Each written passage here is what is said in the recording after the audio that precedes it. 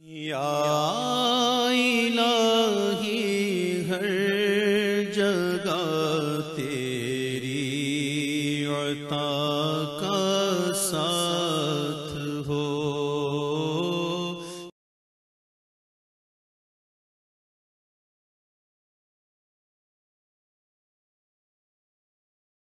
سورہ حدید سے قرآن حکیم میں جو مکی اور مدنی صورتوں کے 7 گروپ ہیں، ان میں سے چھٹے گروپ کی مدنی صورتوں کا آغاز ہو رہا ہے۔ یہ مقام اس اعتبار سے بہت اہم ہے کہ ایک تو یہ کہ پورے قرآن مجید میں تعداد کے اعتبار سے مدنی صورتوں کا یہ سب سے بڑا گلدستہ ہے۔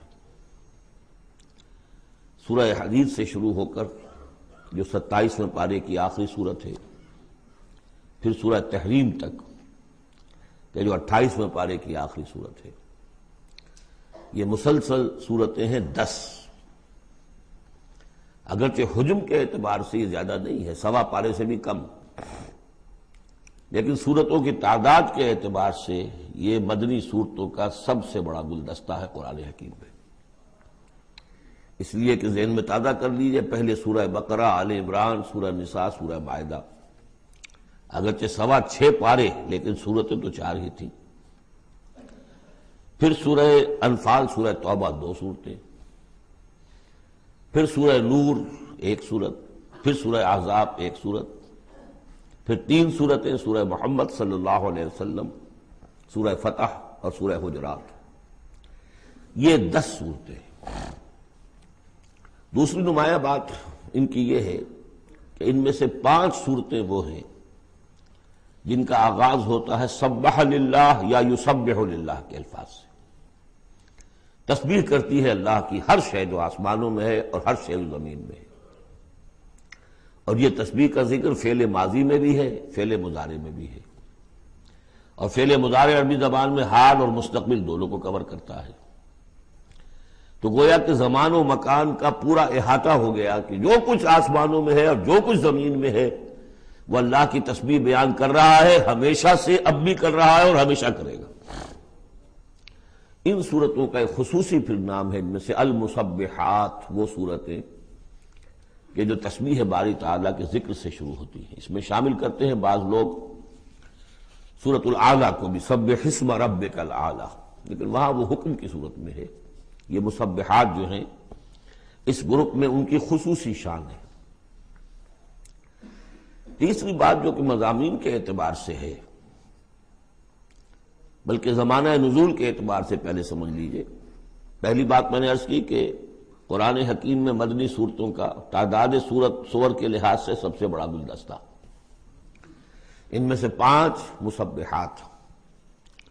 تیسری بات یہ کہ ان سب کا باستثناء واحد زمانہ نزول جو ہے وہ حضور صلی اللہ علیہ وسلم کا جو مدنی دور ہے سیرت مبارکہ کا، اس کا نصف آخر ہے، یعنی سن 5 کے بعد نازل ہوئی ہے، سوائے ایک صورت کے، تو آ جائے گی سامنے۔ باقی جو 9 صورتیں ہیں یہ سب کی سب بات کی ہے۔ اس سے جو متعلق بنتی ہے بات وہ یہ ہے کہ اس زمانے میں مسلمانوں میں جوش جہاد، ذوق شہادت، جذبہ انفاق، بحیثیت مجموعی اس میں کچھ کمی آ گئی تھی۔ یہ کمی میں پہلے بھی اشارہ کر چکا ہوں کہ معاذ اللہ اس اعتبار سے نہیں ہوئی کہ سابقون الاولون کے ذوق میں اور شوق میں اور جذبے میں کمی آ گئی، لیکن چونکہ تعداد بڑھی مسلمانوں کی، اور اب اکثریت ان لوگوں کی تھی کہ جو ایمان لائے ہیں ہجرت کے بعد، ان کی اس طرح کی تربیت تو نہیں ہوئی جیسے کہ مکے والوں کی ہوئی تھی 12 برس تک۔ اس اعتبار سے اوسط جب نکالیں گے تو اوسط کے اعتبار سے یقیناً ادھر کچھ اب اضمحلال کے آثار تھے۔ یہ آیت سورہ انفال میں بھی آ چکی ہے، الآن فیکم ضعف، اب تمہارے اندر کچھ کمزوری آ گئی ہے۔ پہلے تم ایک مومن 10 کافروں پر بھاری ہو سکتا تھا، اب ہم 1 کے مقابلے میں 2 کو دو پر فتح دیں گے. یہ بات سورہ انفال میں آ چکی ہے، لیکن یہاں خاص طور پر نوٹ کیجئے کہ ان تمام صورتوں کے پس منظر میں وہ اضمحلال ہے. نتیجہ یہ ہے کہ ان تمام صورتوں میں مسلمانوں کو جیسے کہ جھنجھوڑا جا رہا ہے. تمہیں کیا ہو گیا؟ سورہ صف میں آپ دیکھیں گے یا ایھا الذین آمنوا لم تقولون ما لا تفعلون، کیا ہو گیا تمہیں؟ کیوں کہتے ہو جو کرتے نہیں ہو؟ اسی سورہ حدید میں آئے گا وما لکم لا تؤمنون باللہ، تمہیں کیا ہو گیا؟ اللہ پر ایمان پختہ کیوں نہیں رکھتے؟ وما لکم الا تنفقوا فی سبیل اللہ، تمہیں کیا ہو گیا ہے؟ اللہ کے راہ میں خرچ کیوں نہیں کرتے؟ اسی طرح سورہ جمعہ میں وَإِذَا رَأَوْا تِجَارَةً أَوْ لَهْوًا انفضوا إِلَيْهَا وَتَرَكُوكَ قَائِمًا، تو گرفت کا پہلو ہے، پکڑ کا، اور جھنجھوڑا جا رہا ہے. اس میں یقیناً روح سخن منافقین کی طرف بھی ہے، لیکن بحیثیت مجموع ان صورتوں میں جو اصل خطاب ہے وہ منافقین سے نہیں ہے. منافقین کے موضوع پر ایک مکمل صورت بھی ہے، اور سورہ حدید میں بھی اس مرض کا جو ہے اس کی پیتھولوجی پورے طور سے بیان کی گئی، یہ مرض پیدا کیسے ہوتا ہے. لیکن یہ ہے کہ عام طور پر جو روح سخن ہے وہ ضعفاء کی طرف ہے، کمزور مسلمان، منافق نہیں، یعنی جن کا ایمان اتنا قوی نہیں ہے کہ ہر چہ بعد آباد. اور یہ میں آپ سے عرض کر چکا ہوں، یہ فرق تو شروع سے بھی تھا. السابقون الاولون من المہاجرین والانصار والذین اتبعوہم باحسان رضی اللہ عنہم ورضوا عنہ، اس درجے کے لوگوں میں بھی سب کے سب ایک جیسے تو نہیں تھے، وہ درجات تو بلند ترین ہے، رضی اللہ عنہم ورضوا عنہ، تو فرق تو تھا. اور اگر حفظ مراتب نہ کنی زندگی، تو ان درجات کا جب تک کہ آپ لحاظ نہ رکھیں اور نہ سمجھیں تو بات سمجھ میں نہیں آئے گی. اس پہلو سے یہاں اصل خطاب جو منافقین سے نہیں ہے، یعنی یہ سورہ نساء اور سورہ توبہ اس کا جو رنگ ہے اس میں اصل خطاب منافقین سے ہے. یہاں وہ بات نہیں ہے، ضعفاء، کمزور. اس اعتبار سے آج کے مسلمانوں کے لیے اہم ترین حصہ قرآن حکیم کا یہ 10 صورتیں ہیں. آج کا ایک مسلمان ان 10 صورتوں کو سمجھ لے جو گویا پورے قرآن کا خلاصہ اس کو مل جائے گا. ایک تو اس اعتبار سے بھی کہ جیسے میں نے عرض کیا نفاق کا مضمون آیا سورہ نساء میں، سورہ مائدہ میں، سورہ توبہ میں، اور بھی صورتوں میں آیا. سورہ قتال سے شروع ہو گیا، لیکن یہ کہ ایک چھوٹی سی صورت ہے 11 آیتوں کی اس مجموعے میں، سورۃ المنافقون، وہ خلاصہ ہے اس پوری بحث کا. ایمان کی بحث تو مکی صورتوں میں 2/3 قرآن مکی صورتوں پہ مشتمل ہے. اب اس میں التذکیر میں آلاء اللہ جو ہے وہ نکال دیجئے تو ساری بحث ایمان ہی کی تو ہے، توحید کی، آخرت کی، معاد کی، بعث بعد الموت کی، رسالت کی. اتنی لمبی چوڑی بحث کو سورہ تغابن 18 آیات پر مشتمل ایک صورت ہے. واقعہ یہ ہے کہ خلاصہ نکال دیا گیا، عطر کشید کر کے رکھ دیا گیا. تو ایک تو اس اعتبار سے بھی کہ اگر ان صورتوں کو سمجھ لیا جائے تو پورے قرآن کا خلاصہ سمجھ لیجئے کہ ان میں موجود ہے. 1.25 پارہ ہے، 1.25 پارے سے بھی کم ہے. اور دوسرے اس اعتبار سے کہ آج جو ہم مسلمان ہیں تو ہم تو در حقیقت نسلی مسلمان ہیں کہ ہم چونکہ بائی ایکسیڈنٹ آف برتھ، ایک حادثہ ہے یہ، ہمارے لیے اس میں کوئی فیصلہ تو نہیں تھا کہ ہم مسلمان ماں باپ کے گھر پیدا ہوں گے. اس بات نن آف اوور چوائس، اللہ نے ہمیں پیدا کر دیا مسلمان ماں باپ کے گھر، تو ہم نے اللہ، رسول، آخرت، نماز، روزہ یہ بچپن ہی سے سیکھ لیا. لیکن وہ ایمان، قلبی یقین والا ایمان، وہ تو شاذ ہی کسی کو نصیب ہوتا ہے. ڈھونڈ اب اس کو چراغ رخ زیبا لے کر. لہذا ہماری عظیم اکثریت اس وقت منافق بھی نہیں ہے، ہم دھوکہ دینے کے لیے تو نہیں ایمان لائے ہم، الحمدللہ منافق اس معنی میں نہیں ہے. تو ہماری عظیم اکثریت جو ہے وہ اس کیٹیگری میں فال کرتی ہے جو سورہ حجرات میں ہم پڑھ آئے ہیں. قالت الاعراب آمنا قل لم تؤمنوا ولكن قولوا اسلمنا ولما يدخل الايمان في قلوبكم. اور وہاں میں بتا چکا ہوں وہ منافقین کا تذکرہ نہیں ہے، اس لیے کہ آگے فرما دیا وَإِن تُطِيعُوا اللَّهَ وَرَسُولَهُ لَا يَلِدْكُم مِّنْ أَعْمَالِكُمْ شَيْئًا. حالانکہ بہت بڑے علماء بھی اس مغالطے میں مبتلا ہو گئے. منافقین کا تذکرہ وہ نہیں ہے. وہ مسلمان کے جو مسلمان ہیں بس ہیں مسلمان، چاہے اس وجہ سے ہے کہ پورا قبیلہ اسلام لا رہا تھا تو چلو بھائی اب چلو ہم بھی ایمان لے آئے، اور چاہے اس وجہ سے کہ ہم مسلمان ماں باپ کے گھر پیدا ہو گئے، کوئی ڈفرنس نہیں ہے. لیکن نیت میں بھی کوئی دھوکہ دینا نہیں ہے. اس وقت بھی کچھ لوگ تھے جو دھوکہ دینے کے لیے ایمان لائے تھے، وہ منافق تھے. لیکن وہ لوگ کہ جن کے دل میں نہ تو مثبت طور پر خلوص والا ایمان تھا اور نہ ہی کوئی منفی طور پر کوئی نفاق تھا، وہ تھے بین بین. ہماری اکثریت انہیں پر مشتمل ہے. لہذا ہمارے اعتبار سے یہ قرآن حکیم کا جامع ترین اہم ترین حصہ ہے. اور یہی وجہ ہے کہ جس میں نے مطالعہ قرآن حکیم کے منتخب نصاب کا بار بار حوالہ دیا ہے، اس گروپ میں سے اس کی کئی صورتیں پوری شامل ہیں. اس کا جو چھٹا حصہ ہے وہ صرف سورہ حدید پر مشتمل ہے جو ابھی ہم شروع کریں گے. باقی سورہ جمعہ، سورہ صف، سورہ منافقون، سورہ تغابن، پھر سورہ تحریم کا، یہ ساری چیزیں یہ ہماری یعنی تقریباً 5 غالباً صورتیں ان 10 میں سے ہمارے اس منتخب نصاب میں شامل ہیں. ان مسبحات میں سے بھی سورہ حدید جو ہے اس کو کہیے کہ ام المسبحات، اہم ترین صورت، بلند ترین صورت. اور میں تحدیثاً للنعمہ عرض کر رہا ہوں کہ بارہا میں نے یہ کہا ہے کہ اللہ کا بہت بڑا فضل و کرم مجھ پر ہوا ہے کہ میں یہ بھی کہہ سکتا ہوں کہ اللہ نے یہ صورت مجھے عطا فرمائی ہے. اس پر میرا غور و فکر، سوچ بچار 50s سے شروع ہو چکا تھا، آج سے 40 سال سے بھی پہلے. اور اللہ تعالیٰ نے مجھے انشراح دیا اس صورت کے بارے میں، اور اس کے حوالے سے اب اس کے دروس میرے 15 گھنٹے پر بھی ہیں، اس کے بھی کیسٹس ہیں، ان کے بھی ویڈیوز ہیں. ظاہر بات ہے کہ اب مجھے اس وقت 1 گھنٹے میں اس کو مکمل کرنا ہے. اس میں جو مباحث ہیں عظیم، ان میں سے تو ایک چاہتا ہے کہ عظیم لیکچر اس پر ہو. بہرحال آج جتنا کچھ بھی ہو سکے گا ہوگا. باقی اس سے اگر آپ میں شوق پیدا ہو جائے تو ایک تو یہ کہ 6 گھنٹے کے شاید ہیں یا 5 گھنٹے کے کیسٹ بھی ہیں اس کے، اور یہ کہ 15 گھنٹے کے کیسٹ بھی ہیں اور ویڈیوز بھی ہیں غالباً اس کے. بہرحال چلیے بس اس لیے تمہید کافی ہے، اس سے زیادہ وقت ہم صرف نہیں کر سکتے. سبح للہ ما فی السماوات والارض، تسبیح کرتی ہے اللہ کی ہر وہ شے جو آسمان میں ہے اور زمین میں ہے. وہو العزیز الحکیم، اور وہ زبردست ہے، کمال حکمت والا. آگے چل کر دیکھیے گا کہ اس میں پھر اضافہ ہوگا، سبح للہ ما فی السماوات وما فی الارض، اور ایمفیسس.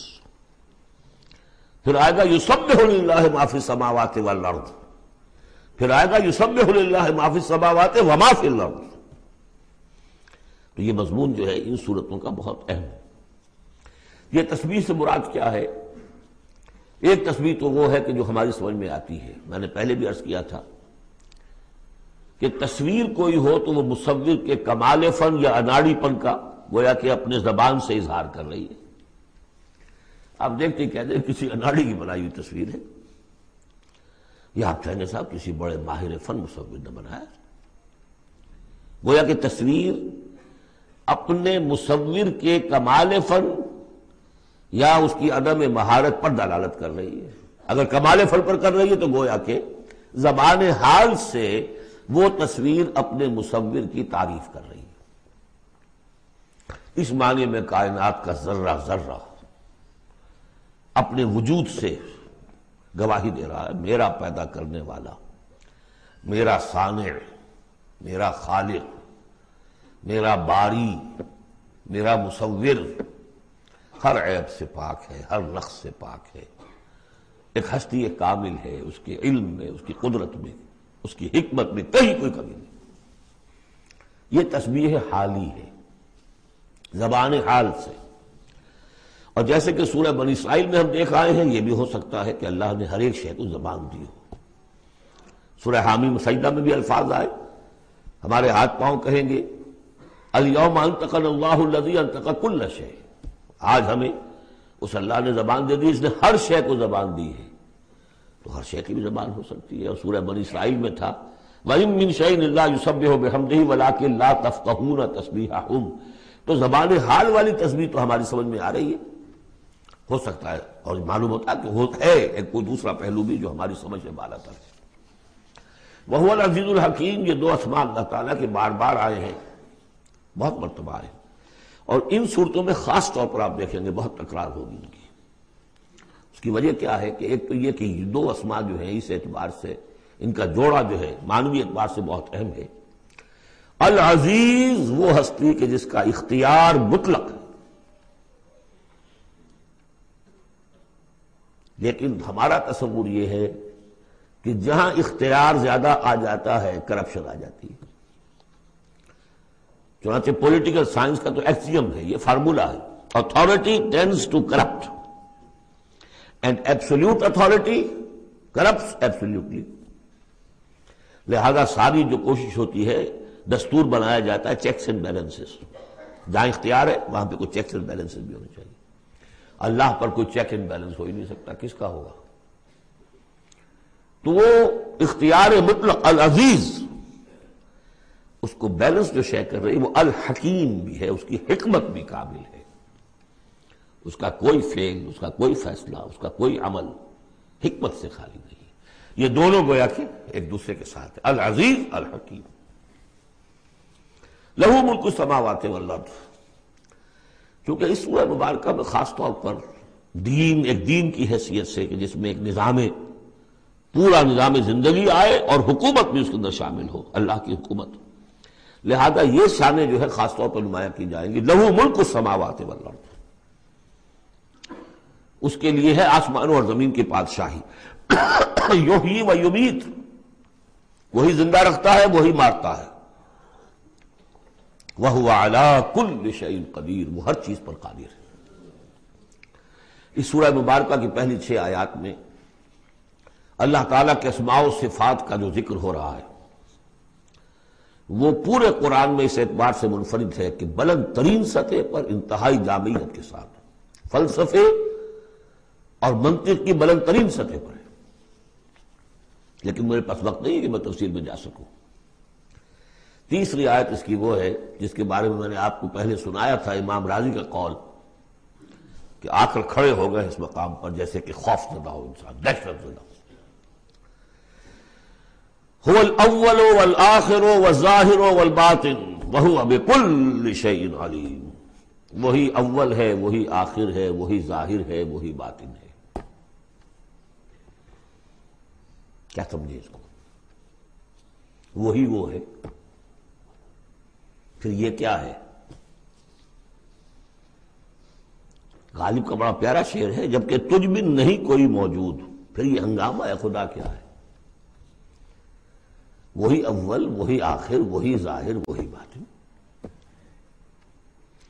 یہ ہے وہ مقام جس پر کہ آ کر کھڑے ہو گئے امام راضی، اعلم ان ھذا المقام مقام غامض مہیب عمیق، خبردار، ہوشدار کہ رہبر دم تیغست قدم رہا، ہوشیار ہو جاؤ، تلوار کی دھار پر قدم آ گیا ہے تمہارا۔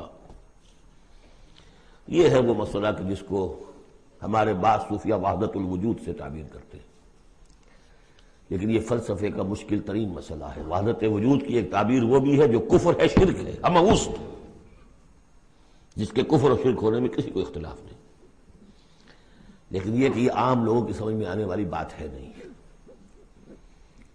میں نے امکانی حد تک سمجھایا ہے اور مجھے اطمینان ہے، اور مجھے اس کی سند حاصل ہوئی تھی پروفیسر یوسف سلیم چشتی صاحب سے۔ ایک مرتبہ انہوں نے میرا اسی صورت کا درس سنا، انہوں نے کہا کہ بھائی مجھے 50 سال ہو گئے اس وحدت وجود کو پڑھتے پڑھاتے سمجھتے سمجھاتے، لیکن تم نے اپنے ایک اس درس قرآن میں جس طرح اس کو واضح کیا میں آج تک نہیں کر سکا۔ یہ الفاظ تھے پروفیسر یوسف سلیم چشتی صاحب کے۔ بہرحال اب اس میں یوں سمجھ دیجئے یہ کائنات حادث ہے، ہم جانتے ہیں کہ حادث ہے، ہمیشہ سے تو نہیں ہے۔ پہلے کون تھا؟ اللہ تھا۔ تو کائنات کا آغاز کہاں سے ہوا؟ اللہ سے۔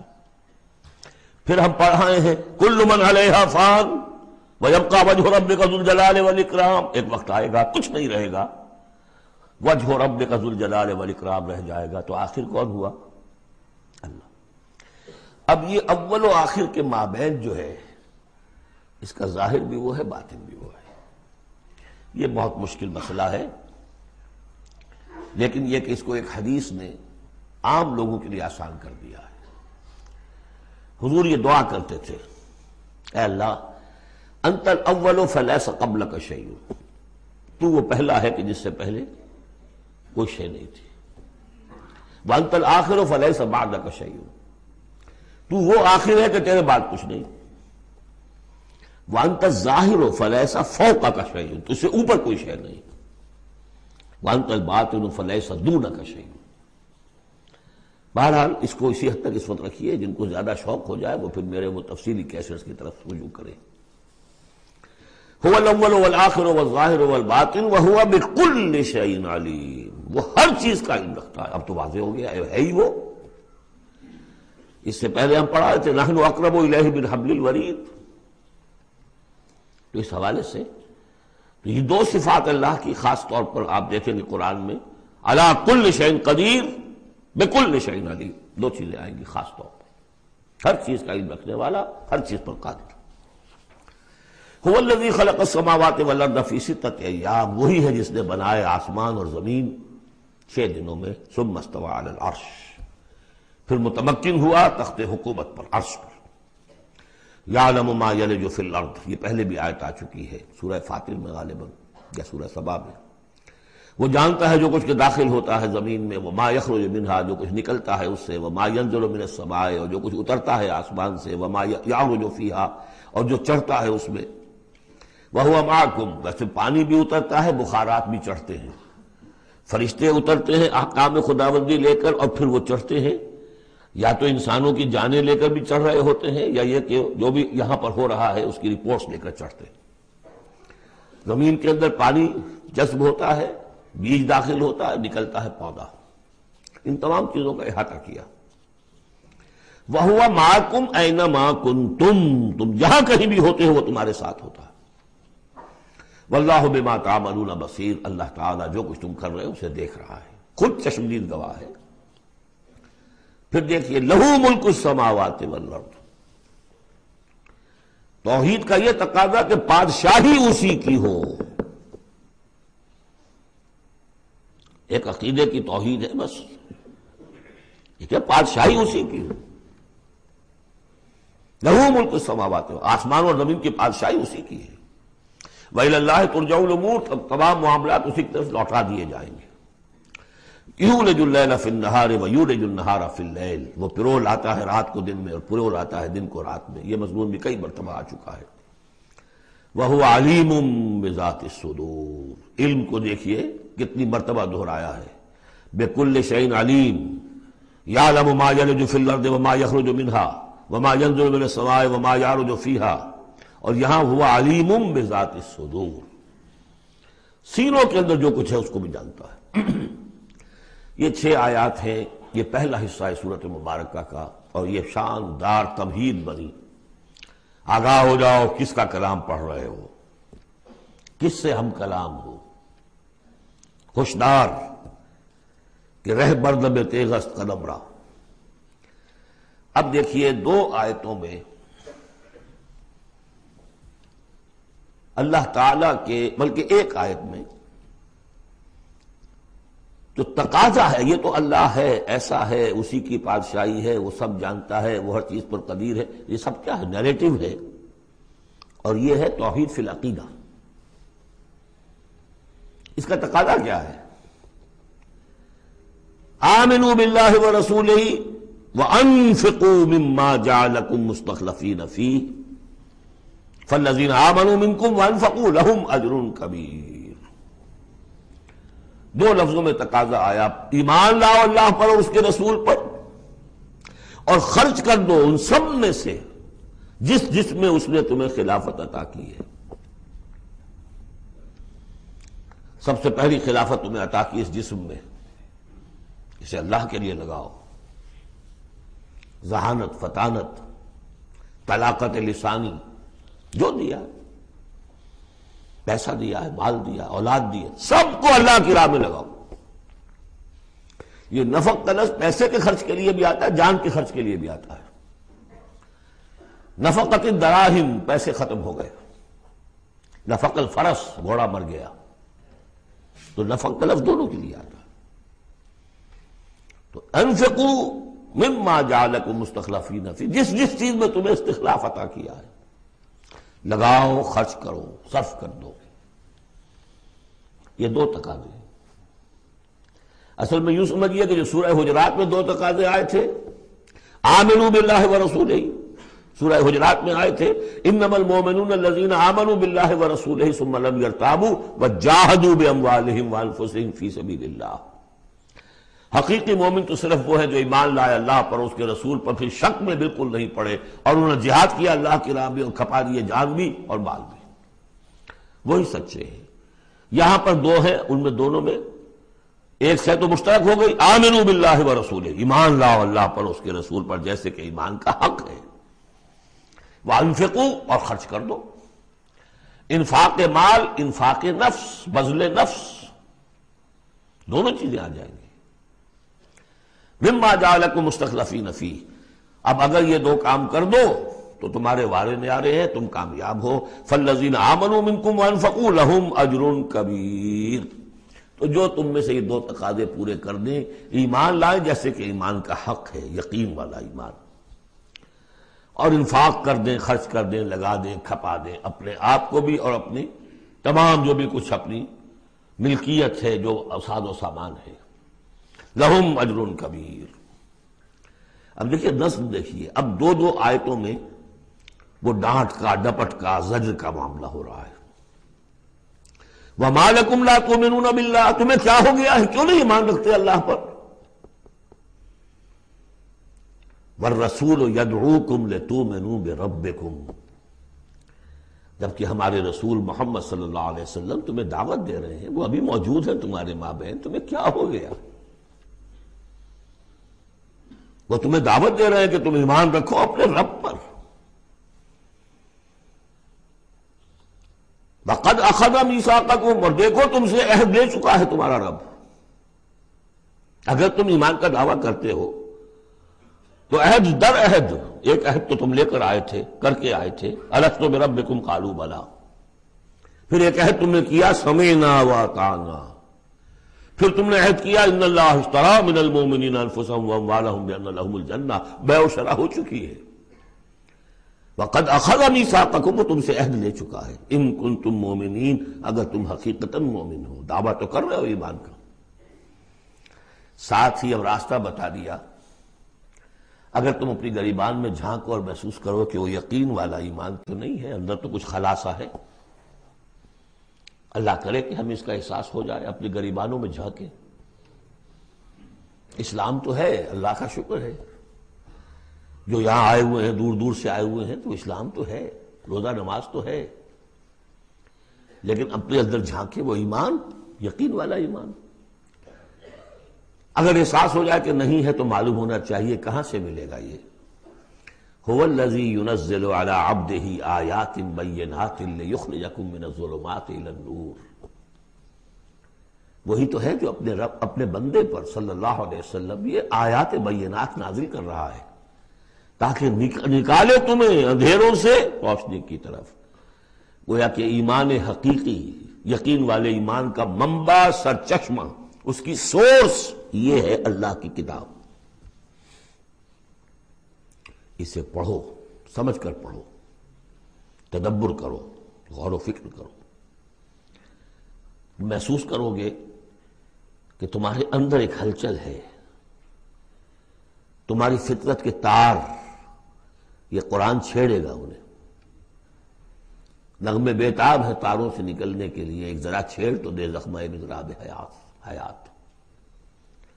اور اس سے خود تمہارے اندر سے ابھر کر ایمان اندر سے ابھرے گا. تمہارے اندر ہے، سویا ہوا ہے، تمہاری روح میں ہے، ڈورمنٹ ہے، صرف ایکٹیویٹ کرنے کی بات ہے.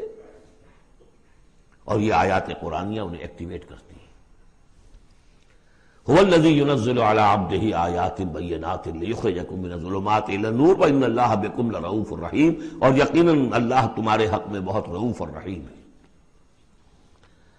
اب آپ نے دیکھ لیا سورس جو ہے اس ایمان کا وہ کیا ہے، قرآن. سورہ شورى میں ہم دیکھ آئے ہیں. خود حضور کو کہاں سے ملا؟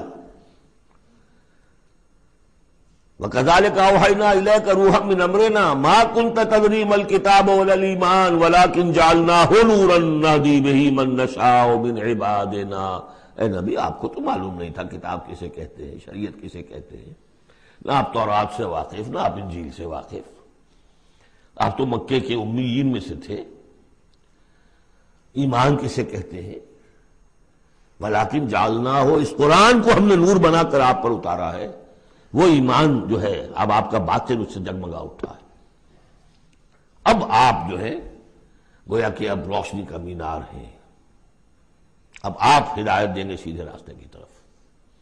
اسی کو مولانا ظفر علی خان نے کہا ہے بہت خوبصورتی لیکن بہت سادگی سے، وہ جنس نہیں ایمان جسے لے آئیں دکانیں فلسفہ سے، ڈھونڈے سے ملے گی عاقل کو یہ قرآن کے سپاہوں. اچھا ایک بات تو ہو گئی کہ تم ایمان کیوں نہیں تمہارا پختہ کیوں نہیں ہے؟ یہ دلمل یقین ایمان کیوں لیے پھر رہے ہو؟ یہ شکوک و شبہات کے کانٹے جس میں چبھے ہوئے ہیں اس ایمان کے ساتھ گزارا کیوں کر رہے ہو؟ اگر اس میں کمی ہے تو پہلے اس کمی کو پورا کرو. چھوڑ دو دھندے، کچھ دن نکال لو، 1 سال نکال لو اپنی زندگی میں سے کہ کم سے کم اتنی عربی سیکھ لیں کہ یہ قرآن ہمارے دلوں کے تاروں کو چھیڑ سکے. وہ اسی وقت ہوگا تیرے ضمیر پہ جب تک نہ ہو نزول کتاب، گرہ کشا ہے نہ رازی نہ صاحب کشاف. انسپیریشن قرآن سے، ترجمے سے نہیں مل سکتی، ناممکن ہے. مفہوم سمجھ لیں گے، دماغ میں کچھ چیزیں آ جائیں گی، لیکن وہ جو قلب کو متحرک کرنا ہے، اس کو انسپائر کرنا ہے، وہ اسی وقت ہوگا. اب دوسری ڈانٹ، وَمَا لَكُمْ أَلَّا تُنْفِقُوا فِي سَبِيلِ اللَّهِ، تمہیں کیا ہو گیا خرچ کیوں نہیں کرتے اللہ کی راہ میں؟ وَلِلَّهِ مِيرَاثُ السَّمَاوَاتِ وَالْأَرْضِ، آسمان اور زمین کی ساری وراثت تو بالآخر اللہ ہی کے لیے رہ جائے گی. تمہارے پاس رہ جائیں گے یہ محل، یہ کوٹھیاں، یہ فیکٹریاں. تم آج ہو کل نہیں ہوگے، جو اگلے ہوں گے وہ بھی پھر نہیں ہوں گے. کائنات تو اسی کی ہے، وارث وہی ہے، الوارث وہی تو ہے. اور تم سینت کے رکھ رہے ہو. وَمَا لَكُمْ أَلَّا تُنْفِقُوا فِي سَبِيلِ اللَّهِ. اور انفاق میں نوٹ کر لیجیے، میں بتا چکا ہوں کہ انفاق کے اندر انفاق مال بھی ہے، انفاق نفس بھی ہے. بذل نفس، جان کھپانا، وہ واضح ہو جائے گا. وَلِلَّهِ مِيرَاثُ السَّمَاوَاتِ وَالْأَرْضِ لَا يَسْتَوِي مِنْكُمْ مَنْ أَنْفَقَ مِنْ قَبْلِ الْفَتْحِ وَقَاتَلَ. برابر نہیں ہے تم میں سے وہ جنہوں نے انفاق کیا اور قتال کیا فتح سے پہلے. قتال آ گیا، جان کھپانے کے لیے میدان میں آئے. انفاق جو کہا تھا آیت نمبر 7 میں، وہ صرف مال کا نہیں، جان کا بھی ہے. اور انفاق کے جان جو ہے اس کا سب سے بڑا موقع کیا ہے؟ جنگ، جہاں آپ نقد جان ہتھیلی پر رکھ کر حاضر ہوتے. وہ تو اگر جان بچ جائے تو گویا کہ بونس ہے، ورنہ جو جاتا ہے جنگ میں وہ پورا رسک لے کر جاتا ہے. اب یہاں بات یہ بتائی گئی کہ جو فتح سے پہلے ایمان لائے تھے جبکہ اسلام کمزور تھا، اور انہوں نے قتال کیا اس وقت جبکہ مسلمانوں کی طاقت بہت کم تھی، ان کا درجہ اولئک اعظم درجۃ من الذین آمنوا من الذین انفقوا من بعد وقاتلوا. ان کا بہت اونچا درجہ ہے، بہت عظیم درجہ ہے ان لوگوں کے مقابلے میں کہ جنہوں نے انفاق کیا اور قتال کیا فتح کے بعد. وَكُلًّا وَعَدَ اللَّهُ الْحُسْنَىٰ. اب فتح کے بعد سے صاف ظاہر ہو رہا ہے کہ یہ صورت کم سے کم سن 6 کے بعد نازل ہوئی ہے، اس لیے کہ فتح تو پہلی جو ہے وہ سن 6 میں صلح حدیبیہ کی شکل میں حاصل ہوئی ہے. اِنَّا فَتَحْنَا لَكَ فَتْحًا مُبِينًا. اور پھر جو ظاہری فتح تھی وہ تو فتح مکہ ہے، وہ سن 8 میں ہے. یہاں فرمایا جا رہا ہے جن لوگوں نے قتال کیا اور انفاق کیا فتح سے پہلے، ان کا درجہ بہت بلند ہے ان سے جنہوں نے انفاق کیا اور قتال کیا بعد میں. اگرچہ کُلًّا وعد اللہ الحسنیٰ، سب سے اللہ کا وعدہ ہے بہت اچھا. واللہ بما تعملون خبیر، اور جو کچھ تم کر رہے ہو اللہ اس سے باخبر ہے. اب آئی پکار، اس کو اب کھلے دل سے، بیدار دل سے سنیے. میرا خالق آپ کا خالق، میرا مالک آپ کا مالک، اس کائنات کا مالک من ذا الذی یقرض اللہ قرضا حسنا، کون ہے وہ جو اللہ کو قرض حسنا دے؟ ہے ہمت دینے کی؟ من ذا الذی یقرض اللہ قرضا حسنا فیضاعفہ لہ، اللہ اس کے لیے اسے دگنا بھی کرتا رہے گا، وَلَهُ أَجْرٌ عَظِيمٌ، اور ان کے لیے بہت بڑا اجر بھی ہوگا۔ لگاؤ اپنی مال اللہ کے راہ میں لگاؤ اور کھپاؤ، اپنی جانیں اللہ کی راہ میں لگاؤ اور کھپاؤ، اور جان لیجئے کہ جان کا کھپنا اور مال کا کھپنا ایک یہ کہ شہادت یا موت سے پہلے تو برابر چیز ہے۔ آپ اپنی جان کی قوت، صلاحیت، ذہانت، فطانت یہ خرچ کرتے ہیں تو مال کماتے ہیں نا، اور مال آپ کے پاس ہو تو آپ جس کو چاہے امپلائے کر لیں، ذہانت، صلاحیت، فطانت سب آپ خرید سکتے ہیں پیسے سے۔ تو اگر کسی نے وقت لگایا ہے تو مال لگایا ہے، ٹائم از منی۔ اپنی جان کما رہا ہے تو وہ مال لگا رہا ہے، اس لیے کہ اسی جان کو کما کر وہ مال کما سکتا تھا۔ اس لیے انفاق جان، انفاق ہے مال، یہ ایک شے۔ یوم تری المومنین، اب جو نقشہ کھینچا جا رہا ہے یہ ہے وہ نقشہ جس کو ہمارے ہاں کہا جاتا ہے پل صراط۔ کوئی ایسا مرحلہ آنا ہے جہاں کفار کا تو معاملہ علیحدہ ہو چکا، کوئی بڑی چھلنی لگی تھی، کفار تو نکل چکے، اب جو دنیا میں مسلمان سمجھے جاتے تھے وہ آگے آئے ہیں۔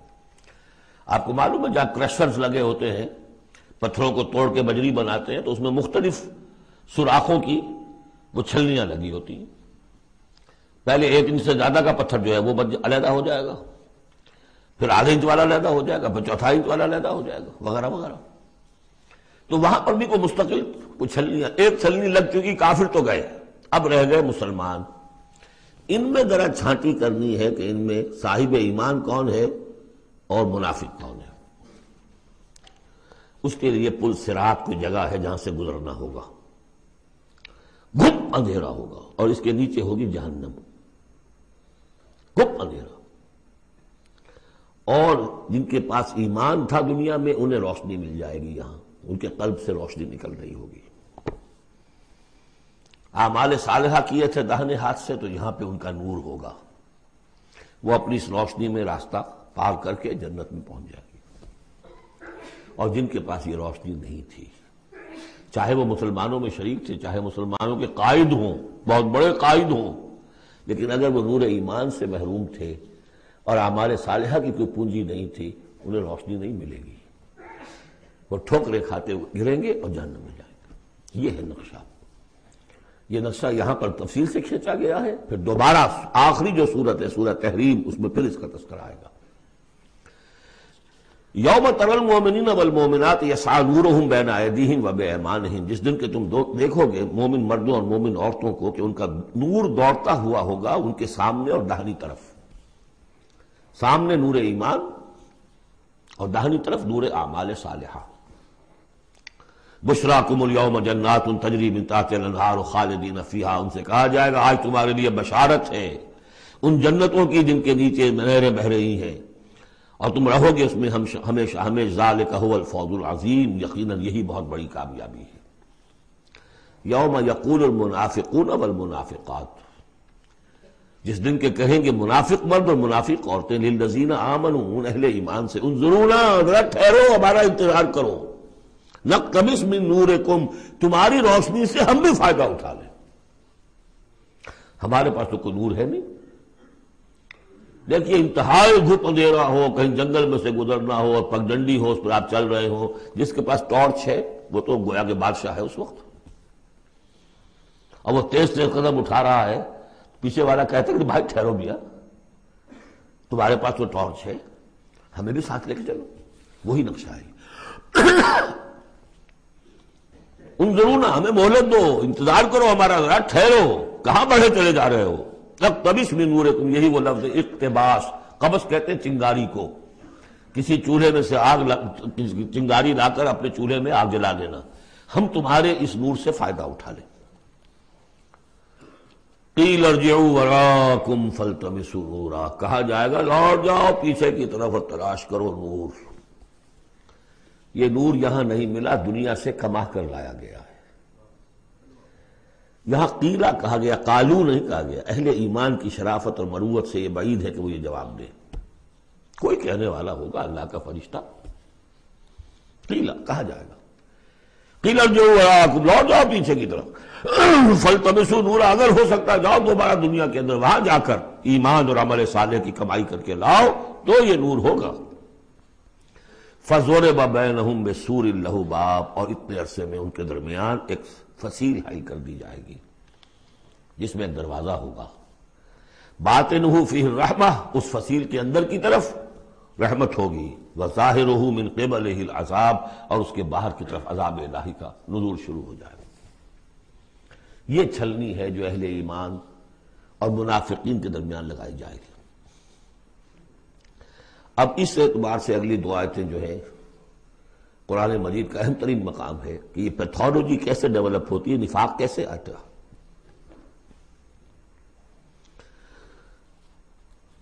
ینادونہم الم نکن معکم، وہ منافق کہیں گے اے مسلمانوں کیا ہم تمہارے ساتھ نہ تھے؟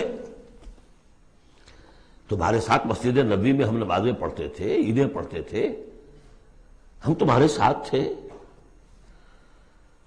الم نکن معکم، کیا ہم تمہارے ساتھ نہ تھے؟ قالوا بلا، اب وہ کہیں گے ہاں تھے تو ہمارے ساتھ کیوں نہیں تھے؟ ولکنکم فتنتم انفسکم، تم نے اپنے آپ کو فتنے میں ڈالا۔ فتنہ کیا ہے؟ انما اموالکم واولادکم فتنہ، مال اور اولاد سے ضرورت سے زیادہ محبت، اگر اللہ اور اس کے رسول اور اس کی راہ میں جہاد سے زیادہ محبت ہے اہل و عیال سے اور مال سے، تم نے اپنے آپ کو اپنے ہاتھوں فتنے میں ڈال لیا۔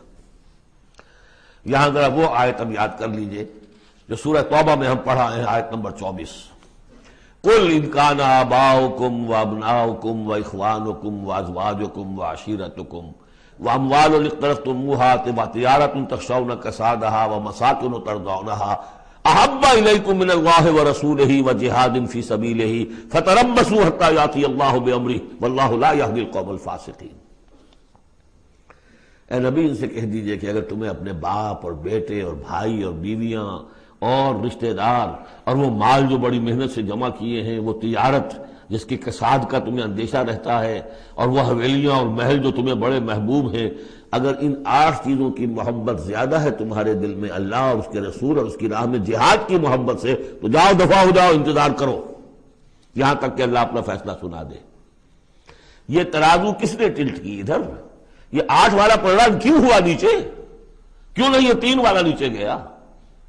یہ تمہارا فیصلہ ہے، اٹ واز یور چوائس، لہذا فتنتم انفسکم، تم نے خود اپنے آپ کو فتنے میں ڈالا، اور یہ فتنے میں جب ڈالا وتربصتم، نتیجہ تربص نکلا، وہی جو آیت ختم ہوئی آیت نمبر 24 سورہ توبہ کی، فتربصوا، گو مگو میں آدمی مبتلا ہو جاتا ہے، چلوں نہ چلوں، بڑھوں نہ بڑھوں، قدم بڑھاتا ہوں تو یہ خطرات آتے ہیں، یہ مصیبتیں آتی ہیں، رک جاتا ہوں تو باز پرس ہوتی ہے، پوچھا جائے گا، اچھا چلو جھوٹ بول کے جان بچا لوں گا، اس سے آگے بڑھنا شروع ہوتا ہے بس۔ وَلَكِنَّكُمْ فَتَنْتُمْ أَنفُسَكُمْ وَتَرَبَّصْتُمْ وَارْتَبْتُمْ، اور پھر ایک مرحلہ آتا ہے کہ وہ ایمان کی تھوڑی بہت پونجی جو تھی اس میں ریب اور شکوک و شبہات کے کانٹے چبھنے شروع ہو جاتے، کیا پتہ ہوگی بھی کہ نہیں آخرت۔ یہ دنیا نقد ہے، اس کی لذت نقد، اس کی کلفت نقد، اس کا عیش نقد، اس کی تکلیف نقد، پتہ نہیں دنیا ہوگی بھی کہ نہیں، آخرت ہوگی کہ نہیں ہوگی، پھر شکوک و شبہات آئیں گے۔ آخری بات وغرتکم الامانی، پھر تمہیں دھوکہ دیا مزید تمہاری خواہشات نے۔ اللہ بڑا بخشنے والا ہے، اللہ پالنہار ہے، اللہ بخشنہار ہے، ہم کچھ بھی کریں آخر تیرے محبوب کی امت میں ہیں، we are the chosen people of the Lord. غرتکم الامانی، کبھی خیال ہوتا بھی ہے تو یہ تھپکیاں دے دے کر یہ امانی جو ہے یہ سلا دیتی ہے۔ وغرکم باللہ الغرور حتی جاء امر اللہ، یہاں تک کہ اللہ کا فیصلہ آ گیا۔ وغرکم باللہ الغرور، اور تمہیں خوب دھوکہ دیا اللہ کے نام پر اس دھوکے باز نے، شیطان لعین نے۔ یہ سورہ لقمان میں آ چکا ہے، فلا یغرنکم الحیات الدنیا ولا یغرنکم باللہ الغرور۔ یہ ہے سٹیجز. دنیا، مال، اسباب، اولاد، کاروبار، ان چیزوں میں اتنا انہماک کہ اللہ اور اس کا رسول اور اللہ کی راہ میں جہاد کی جو محبت ہے وہ کم تر ہو جائے. یہ نقطہ آغاز ہے. یہاں سے تربص سے ریب و شکوک، اور ریب و شکوک سے آگے نفاق. فَالْيَوْمَ لَا يُؤْخَذُ مِنْكُمْ فِدْيَةٌ وَلَا مِنَ الَّذِينَ كَفَرُوا، تو آج نہ تم سے کوئی فدیہ قبول کیا جائے گا اور نہ کافروں سے. اشارہ کر دیا گیا دنیا میں تم مسلمانوں کے ساتھ تھے، یہاں تمہارا حشر اب کافروں کے ساتھ ہے. یہی نفاق کی حقیقت ہے. منافق دنیا میں مسلمان شمار ہوتا ہے، قانون میں مسلمان ہے، آخرت میں جا کر پردہ کھلے گا کہ ایمان کی حقیقت تو تھی ہی نہیں. یہ تو ایک عقیدہ تھا، لیے پھرتا تھا، ایک ڈوگما تھا، دل میں وہ بات نہیں تھی. وَلَمَّا يَدْخُلِ الْإِيمَانُ فِي قُلُوبِكُمْ، وہ ایمان ابھی تمہارے دلوں میں داخل نہیں ہوا تھا. دل کے اندر ایمان نہیں تو نور کہاں سے آ جائے گا؟ اور دل میں ایمان نہیں تو جو نیکی بھی کر رہے ہیں وہ دکھاوے کی نیکی ہے، وہ دنیا میں لوگوں کے اندر شہرت حاصل کرنے کی نیکی ہے. ہاں ایمان یہاں ہے تو اب نیکی جو ہے اس کے اندر نور ہے. فَالْيَوْمَ لَا يُؤْخَذُ مِنْكُمْ فِدْيَةٌ وَلَا مِنَ الَّذِينَ كَفَرُوا مَأْوَاكُمُ النَّارُ وَهِيَ مَوْلَاكُمْ وَبِئْسَ الْمَصِيرُ. اب تو تمہارا ٹھکانہ تو آگ ہی ہے اور وہ بہت برا ٹھکانہ ہے. وہی تمہاری مولا ہے، غم خار ہے، دم ساز ہے. کوئی اپنا شکوہ شکایت کرنی ہے، کوئی نالا و فریاد، اسی سے کہو جو کچھ کہنا ہے. بئس المصیر، اور وہ بہت برا ٹھکانہ ہے. اب یہ سب کچھ اگر آپ نے سن لیا تو اب یہ آپ سے ایک اور سوال اللہ تعالیٰ کر رہے ہیں. الم یعن للذین آمنوا ان تخشع قلوبہم لذکر اللہ وما نزل من الحق، کیا وقت آ نہیں گیا اہل ایمان کے لیے کہ ان کے دل جھک جائیں اللہ کی یاد میں اور اس کے سامنے کے جو حق میں سے نازل ہو چکا ہے. یاد ہے اس قرآن کے بارے میں سورہ بنی اسرائیل میں کیا پڑھا تھا؟ وَبِالْحَقِّ أَنزَلْنَاهُ وَبِالْحَقِّ نَزَلَ، ہم نے اس کو نازل کیا حق کے ساتھ اور یہ نازل ہوا ہے حق کے ساتھ.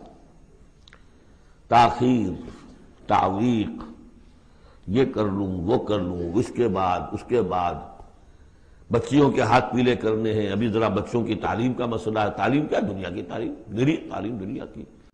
خود ساری عمر گزار دی ہے جن کوچوں کی سیر کرتے ہوئے انہی کوچوں میں داخل کر رہے ہیں اپنی اولاد کو.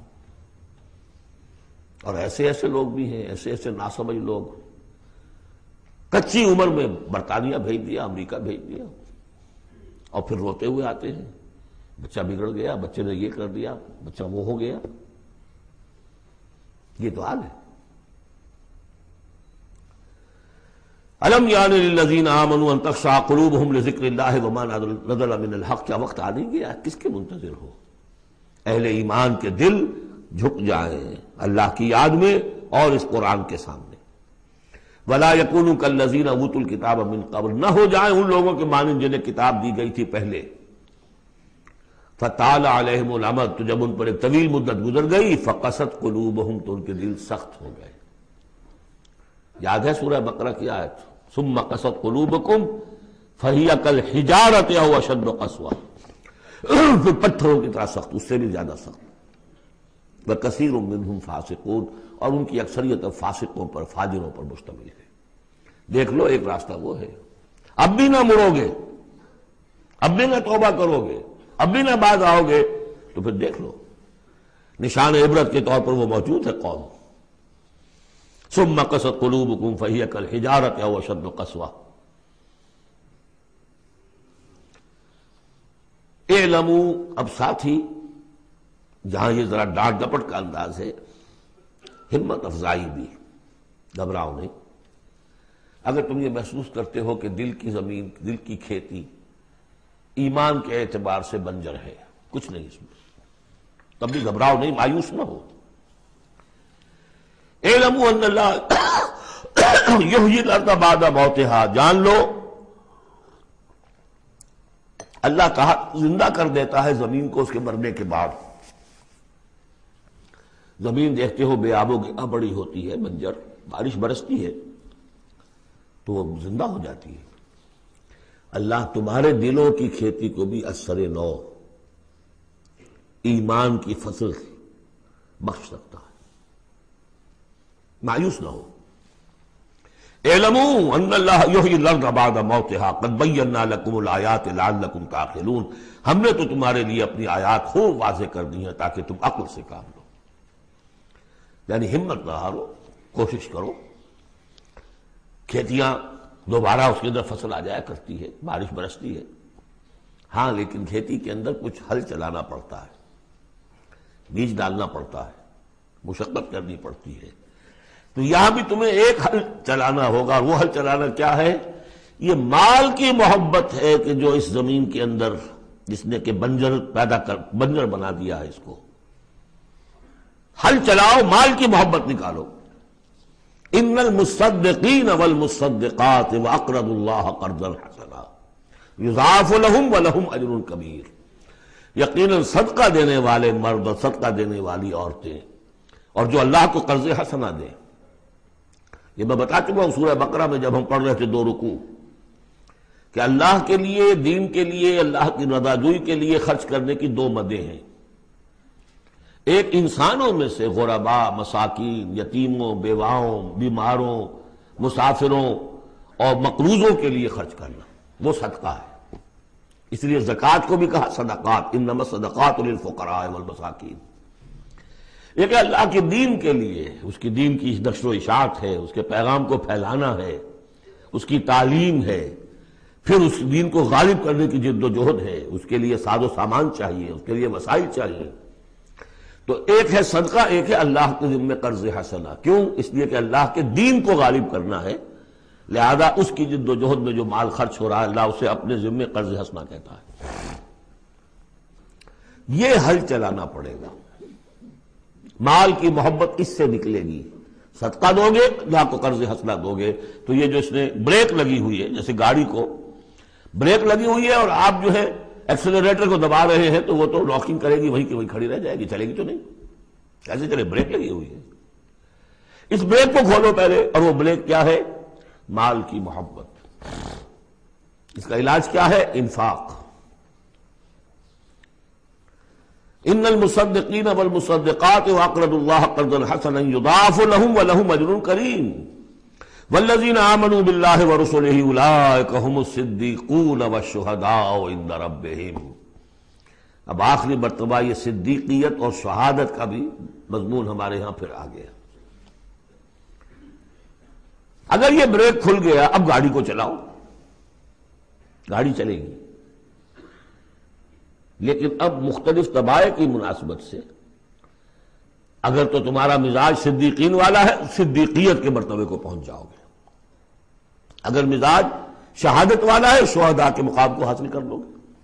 اولئک مع الذین انعم اللہ علیہم من النبیین والصدیقین والشہداء والصالحین.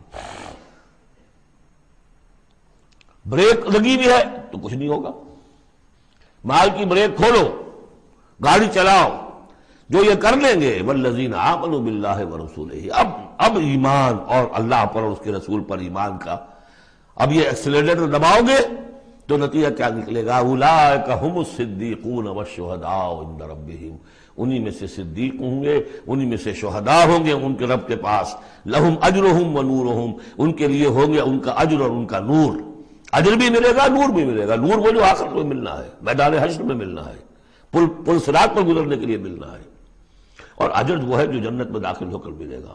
لہم اجرہم ونورہم والذین کفروا وکذبوا بآیاتنا اولئک اصحاب الجحیم. اور جن لوگوں نے کفر کیا اور ہماری آیات کو جھٹلایا، یہ لوگ ہیں جہنمی. اعلموا انما الحیاۃ الدنیا لعب ولہو وزینۃ وتفاخر بینکم وتکاثر فی الاموال والاولاد. اب جو چیز بریک تھی اس کو سمجھ لو. بریک کی حقیقت کیا ہے؟ دنیا کی محبت.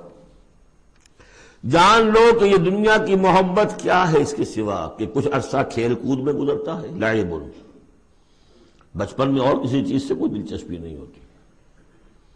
باپ کا کاروبار ٹھیک چل رہا ہے کہ نہیں چل رہا ہے، بچوں کو اس سے کیا غرض؟ اسے تو اپنا کھیل کود کرنا ہے. لہو، ذرا سا ٹین ایج آئی تو اب کھیل معصوم کھیل نہیں رہتا، اس میں کچھ سینشول گریٹیفیکیشن شروع ہو جاتی ہے. لو. اور اسی وقت جو ہے زینت، بناؤ سنگھار بہت ہوتا ہے. بہت اس ایج میں مردوں کو بھی خیال ہوتا ہے ٹھیک ٹھاک لباس ہو، پورا جو ہے ہمارے فیشن کے مطابق ہو، ویری سینسٹیو۔ اس کے بعد ذرا عمر بڑھتی ہے، تفاخر بینکم، اب فخر، نسل پر فخر، مال پر فخر، دولت پر فخر، اور فخر میں بڑھ جانا، جیسا کہ ہمارے ہاں پٹھانوں میں خاص طور پر ہے کہ اب وہاں جو دوسرا سردار ہے وہاں پر وہ نئی کار لے آیا ہے، اب یہ کیسے رہ جائے گا، اسے بھی لانا چاہے اپنی زمین بیچے کچھ کرے، اس سے اگلے ماڈل کی کار لا کے کھڑے نہیں کرے گا تو پھر جینا بیکار ہو گیا۔ تفاخر بینکم، لیکن جب ذرا زندگی ذرا اور ڈھلی، تکاثر فی الاموال والاولاد، کثرت سے مال اور اولاد۔ اس کے بعد یہ ہے، ایک سٹیج پر تو یہ ہوتا ہے کہ مونچھ نیچی نہ ہو چاہے سب کچھ چلا جائے، اور اگلی سٹیج پر یہ ہوتا ہے کہ مونچھ نیچی کیا شیو بھی ہو جائے تو کوئی بات نہیں، مال آنا چاہیے۔ یہ عجیب آیت ہے، انسانی زندگی کے یہ نفسیاتی مراحل ہیں، بہت کم لوگوں نے سمجھا اس آیت کو۔ اس کا ہر دور میں کوئی ایک شے ہوتی ہے جو انسان کے اس ذہن پر اور نفسیاتی اعتبار سے اس کے نزدیک بڑی اہمیت کی حامل ہوتی ہے۔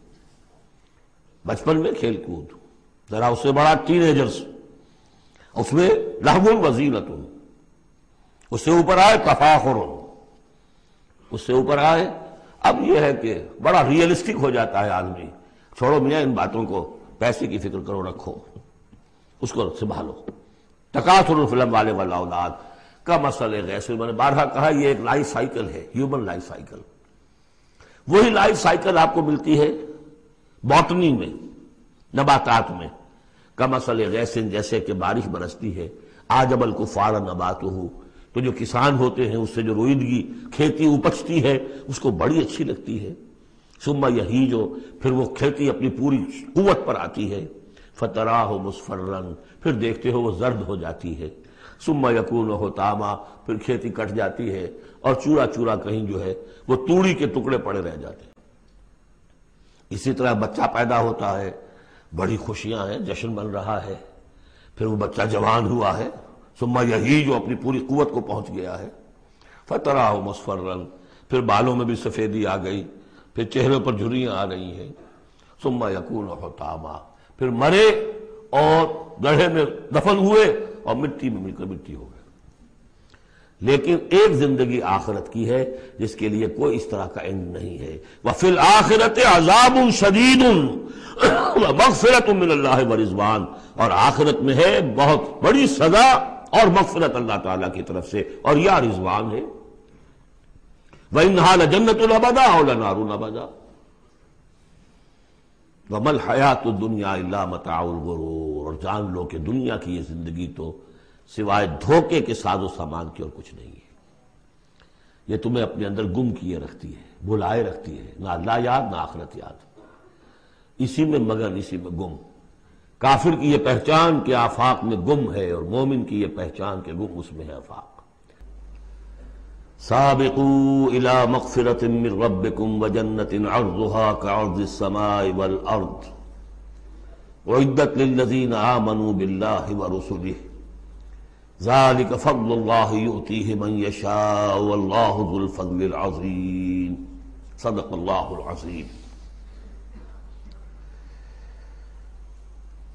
جن مسلمانوں کے دلوں پر کچھ زنگ آ گیا تھا، یا جن کے جوش جہاد میں، ذوق شہادت میں، جذبہ انفاق میں کمی آ گئی تھی، ان کی کچھ تنبیہ، زجر، کچھ مشفقانہ اور محبت بھری ڈانٹ ڈپٹ کے بعد انہیں ادھر متوجہ کیا گیا کہ شیطان لعین تمہیں تاخیر اور تعویق کے چکر میں ڈالے گا۔ ابھی یہ اور کر لو، ابھی وہ اور کر لو، ابھی ان ذمہ داریوں سے عہدہ برا ہو لو، پھر اپنے آپ کو ہمہ وقت پر اللہ کے دین کے لیے لگا دینا۔ اور یہ شیطان کا سب سے بڑا دھوکہ ہے۔ لہذا بڑا ہی جذباتی انداز ہے، أَلَمْ يَأْنِ لِلَّذِينَ آمَنُوا أَن تَخْشَعَ قُلُوبُهُمْ لِذِكْرِ اللَّهِ وَمَا نَزَلَ مِنَ الْحَقِّ۔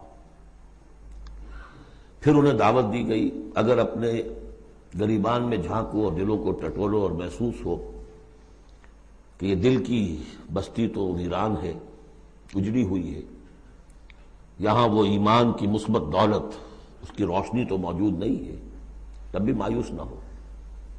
اعلموا ان اللہ یحیی الارض بعد موتها، اللہ مردہ زمین کو دوبارہ زندہ کر دیتا ہے، تمہارے نگاہوں کا مشاہدہ ہے، لہذا تم بھی کوشش کرو تو اپنی دلوں کی اس مردہ زمین میں اثر نو ایمان کی فصل اگا سکتے ہو اور وہ پوری طرح بہار دے گی۔ لیکن جیسے تم ہل چلاتے ہو، تمہیں اپنے دل کی اس زمین میں ایک ہل چلانا ہوگا، مال کی محبت کو کھود کھود کر نکالنا ہوگا، اس کے لیے صدقہ غریبوں محتاجوں پر بھی، اور اللہ کے دین کے لیے قرض حسنہ۔ اب اس میں جو سب سے بڑی رکاوٹ ہے حیات دنیاوی، اس کی حقیقت کھول دی۔ اعلموا انما الحیات الدنیا لعب ولہو وزینۃ وتفاخر بینکم وتکاثر فی الاموال والاولاد۔ عام طور پر جب قرآن مجید میں یہ دنیا کی زندگی کو لہو و لعب کہا جاتا ہے تو لہو پہلے ہوتا ہے، لعب بعد میں، محاورہ ہے لہو و لعب۔ یہاں ترتیب بدلی ہوئی ہے اس لیے کہ یہاں عمر کے ساتھ بڑھتے ہوئے مختلف سٹیجز کی بات ہے۔ ابتدائی زندگی میں کھیل ہی کھیل ہے، اس میں کوئی لذت، جنسی لذت یا کوئی اور لذت نہیں ہوتی، کھیل ہے، مشغول ہے، مشغولیت ہے، مصروفیت ہے۔ پھر اس میں آتا ہے وہ خطرناک دور ایڈولسنس کا، ٹین ایجرز، اب معاملہ جو ہے بگڑنا شروع ہوتا ہے، لعب کے ساتھ لہو بھی، اور پھر اسی مرحلے پر زینت اور زیبائش، پھر انسان اپنی پوری جوانی کو پہنچتا ہے۔ یہ 30 برس کی عمر کے آس پاس انسان پھر تفاخر، دوسروں سے اپنے آپ کو اوپر کرنا، نمایاں کرنا۔ اس کے بعد ذرا عمر ڈھلنے لگتی ہے تو آدمی بڑا ہی حقیقت پسند ہو جاتا ہے، واقعیت پسند، ریئلسٹک۔ اب یہ کہ مال اور دولت اور اولاد یہ ختم نہیں ہوتی یہاں تک کہ انسان قبر میں جا کر اس کو اتار دیا جائے۔ یہ بات جو ہے آخری پارے کی صورت میں آئے گی، الہاکم التکاثر حتی زرتم المقابر۔ یہ جو آخری سٹیج ہے تکاثر فی الاموال والاولاد، یہ پھر پیچھا نہیں چھوڑتی۔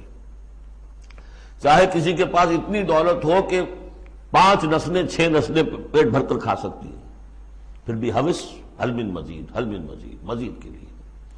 چاہے پاؤں جو ہے ظاہری طور پر بھی نظر آ رہا ہے کہ قبر کے اندر لٹکا کے بیٹھا ہوا ہے بڈھا یہ، لیکن مال کی حوث، دولت کی حوث یہ کبھی ختم نہیں ہوتی۔ الہاکم التکاثر حتی زرتم المقابر۔ اب یہ سارے حقائق واضح کرنے کے بعد اب پکارا جا رہا ہے سابقوا الی مغفرۃ من ربکم، مسابقت کرو ایک دوسرے سے، آگے نکلو، بھاگو، دوڑو، جیسے تم دنیا میں مسابقت کر رہے ہو۔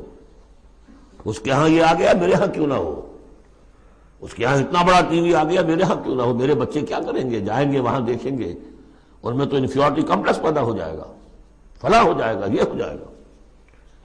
تو تم مسابقت کر رہے ہو دنیا میں، کہ جستجو ہے کہ خوب سے ہے خوب تر کہاں ہے، جستجو کہ خوب سے ہے خوب تر کہاں۔ تو یہ مسابقت تمہیں دنیا میں نہیں، دین میں کرو، جنت کے حصول کے لیے کرو۔ سابقوا الی مغفرۃ من ربکم، ایک دوسرے سے آگے نکلو، مسابقت کرو، دوڑ لگاؤ، کس چیز کی طرف؟ اپنے رب کی مغفرت کے حصول کے لیے اور اس جنت کے حصول کے لیے، ارضھا کعرض السماء والارض، جس کا پھیلاؤ ہوگا جو آسمان اور زمین کا ہے۔ بعض جگہ پر سماوات بھی آیا ہے۔ میرا گمان یہ ہے واللہ عالم کہ جو پہلی جنت بنے گی، نزل جس کو کہا گیا، وہ تو اسی زمین پر ہوگی، لیکن پھر اب مراتب کے اعتبار سے جیسے کہا گیا کافروں کے لیے آسمان کے دروازے نہیں کھولے جائیں گے، لیکن اہل ایمان کے لیے یہ دروازے کھلیں گے۔ یہ جو ارب گیلیکسیز ہیں، اور ہر گیلیکسیز میں کتنے سولر سسٹم ہوں گے، اور کتنے سولر سسٹم میں کتنی زمینیں ہوں گی، اتنی ایسی زمین بھی تو ہوگی نا جیسی بالکل ہماری زمین ہے، ہر سولر سسٹم میں ہوگی، سورج سے اتنے ہی فاصلے پر، اپنے سورج سے اتنے ہی فاصلے پر جتنے فاصلے پر کہ ہماری زمین ہے۔ یہ ساری جو اللہ نے تیار کر رکھی کس کے لیے؟ یہ ہے کہ جو اہل جنت کے لیے، وہاں جانے کے لیے ہمیں کوئی راکٹس کی ضرورت نہیں ہوگی، اللہ تعالیٰ لے کر جائے گا، جیسے کہ جبرائیل آتے ہیں، 7ویں آسمان سے زمین پر آتے ہیں، محمد رسول اللہ ایک مرتبہ زمین سے 7ویں آسمان پر ہوا آئے ہیں، ہم بھی جائیں گے انشاءاللہ، جو بھی ہم میں سے کچھ نصیب ہوگا۔ کون کون سے؟ یہ جنت کا پھیلاؤ ہے پورے آسمانوں اور زمین کے برابر۔ اعدت للذین آمنوا باللہ ورسلہ، وہ تیار کی گئی ہے، سنواری گئی ہے، فرنش کی گئی ہے۔ اعداد کہتے ہیں کسی چیز کے لیے کسی چیز کو تیار کرنا، استعداد اسی سے بنا ہے۔ فلاں میں بڑی استعداد ہے، اعداد باب افعال ہے، تیار کی گئی ہے، سنواری گئی ہے، فرنش کی گئی ہے، ڈیکوریٹ کی گئی ہے۔ وَعِدَّتْ لِلَّذِينَ آمَنُوا بِاللَّهِ وَرُسُلِهِ، ان کے لیے جو ایمان لائے اللہ پر اور اس کے رسولوں پر۔ اور ذَلِكَ فَضْلُ اللَّهِ يُؤْتِيهِ مَن يَشَاءُ، یہ اللہ کا فضل ہوگا، جس کو بھی چاہے گا دے گا۔ وَاللَّهُ ذُو الْفَضْلِ الْعَظِيمِ، اللہ بڑے فضل والا ہے۔ اب ایک اور رکاوٹ جو ہوتی ہے اس راستے پر چلنے میں، راستہ یہ کیا ہے، اس کی ہدف آگے آ جائے گا۔ جہاد اور قتال اور انفاق کس کام کے لیے ہے، یہ اس سورہ مبارکہ کا کلائمیکس ہوگا جو آگے آئے گا۔ لیکن ایک اور رکاوٹ جو آتی ہے، یہ تکلیف آ جائے گی، یہ مصیبت آ جائے گی، یہ مسئلہ پیدا ہو جائے گا، یہ مشکل ہو جائے گی، یہ سارے خوف۔ وَلَنَبْلُوَنَّكُمْ بِشَيْءٍ مِّنَ الْخَوْفِ وَالْجُوعِ وَنَقْصٍ مِّنَ الْأَمْوَالِ وَالْأَنفُسِ وَالثَّمَرَاتِ لَتُبْلَوُنَّ فِي أَمْوَالِكُمْ فِي أَنفُسِكُمْ وَأَمْوَالِكُمْ وَلَتَسْمَعُنَّ مِنَ الَّذِينَ أُوتُوا الْكِتَابَ مِن قَبْلِكُمْ وَالَّذِينَ أَشْرَكُوا أَذًى كَثِيرًا، آزمایا تو جائے گا۔ اب اس کے لیے بتایا کہ ایک بہت بڑا نسخہ دیا جا رہا ہے۔ ما اصاب من مصیبت فی الارض ولا فی انفسکم، نہیں پڑتی کوئی پڑنے والی، کوئی تکلیف، کوئی مصیبت، کوئی آزمائش، کوئی رنج دہ چیز، تکلیف دہ ہے، مگر الا فی کتاب من قبل، چاہے وہ مصیبت تمہاری اپنی جان پر ہو یا پوری زمین پر ہو۔ وہ بڑے پیمانے پر آیا، سیلاب آیا، زلزلہ آ گیا، ایک انسان کی اپنی ذاتی زندگی میں آیا، ایکسیڈنٹ کے اندر مجروح ہو گیا، کسی بیماری میں مبتلا ہو گیا۔ ما اصاب من مصیبت فی الارض ولا فی انفسکم الا فی کتاب من قبل ان نبرأ، وہ ایک کتاب میں درج ہے اس سے پہلے کہ ہم اسے ظاہر کریں۔ ان ذالک علی اللہ یسیر، یہ اللہ پر بہت آسان ہے۔ اللہ کا علم جو ہے اتنا محیط ہے ما کانا و ما یکون کو، کہ جو کچھ ہونا ہے اس کے علم میں تو پہلے سے موجود ہے۔ تو تم اسے بڑا عجیب سمجھو گے، بہت مشکل سمجھو گے، اللہ پر یہ آسان ہے۔ یہ بات تمہیں کیوں بتا دی گئی، اس کا ایک نتیجہ نکلنا چاہیے۔ لِكَيْ لَا تَعْصَوْا عَلَىٰ مَا فَاتَكُمْ، تم افسوس نہ کیا کرو، مایوس نہ ہو جایا کرو اس چیز پر جو تمہارے ہاتھ سے جاتی رہے۔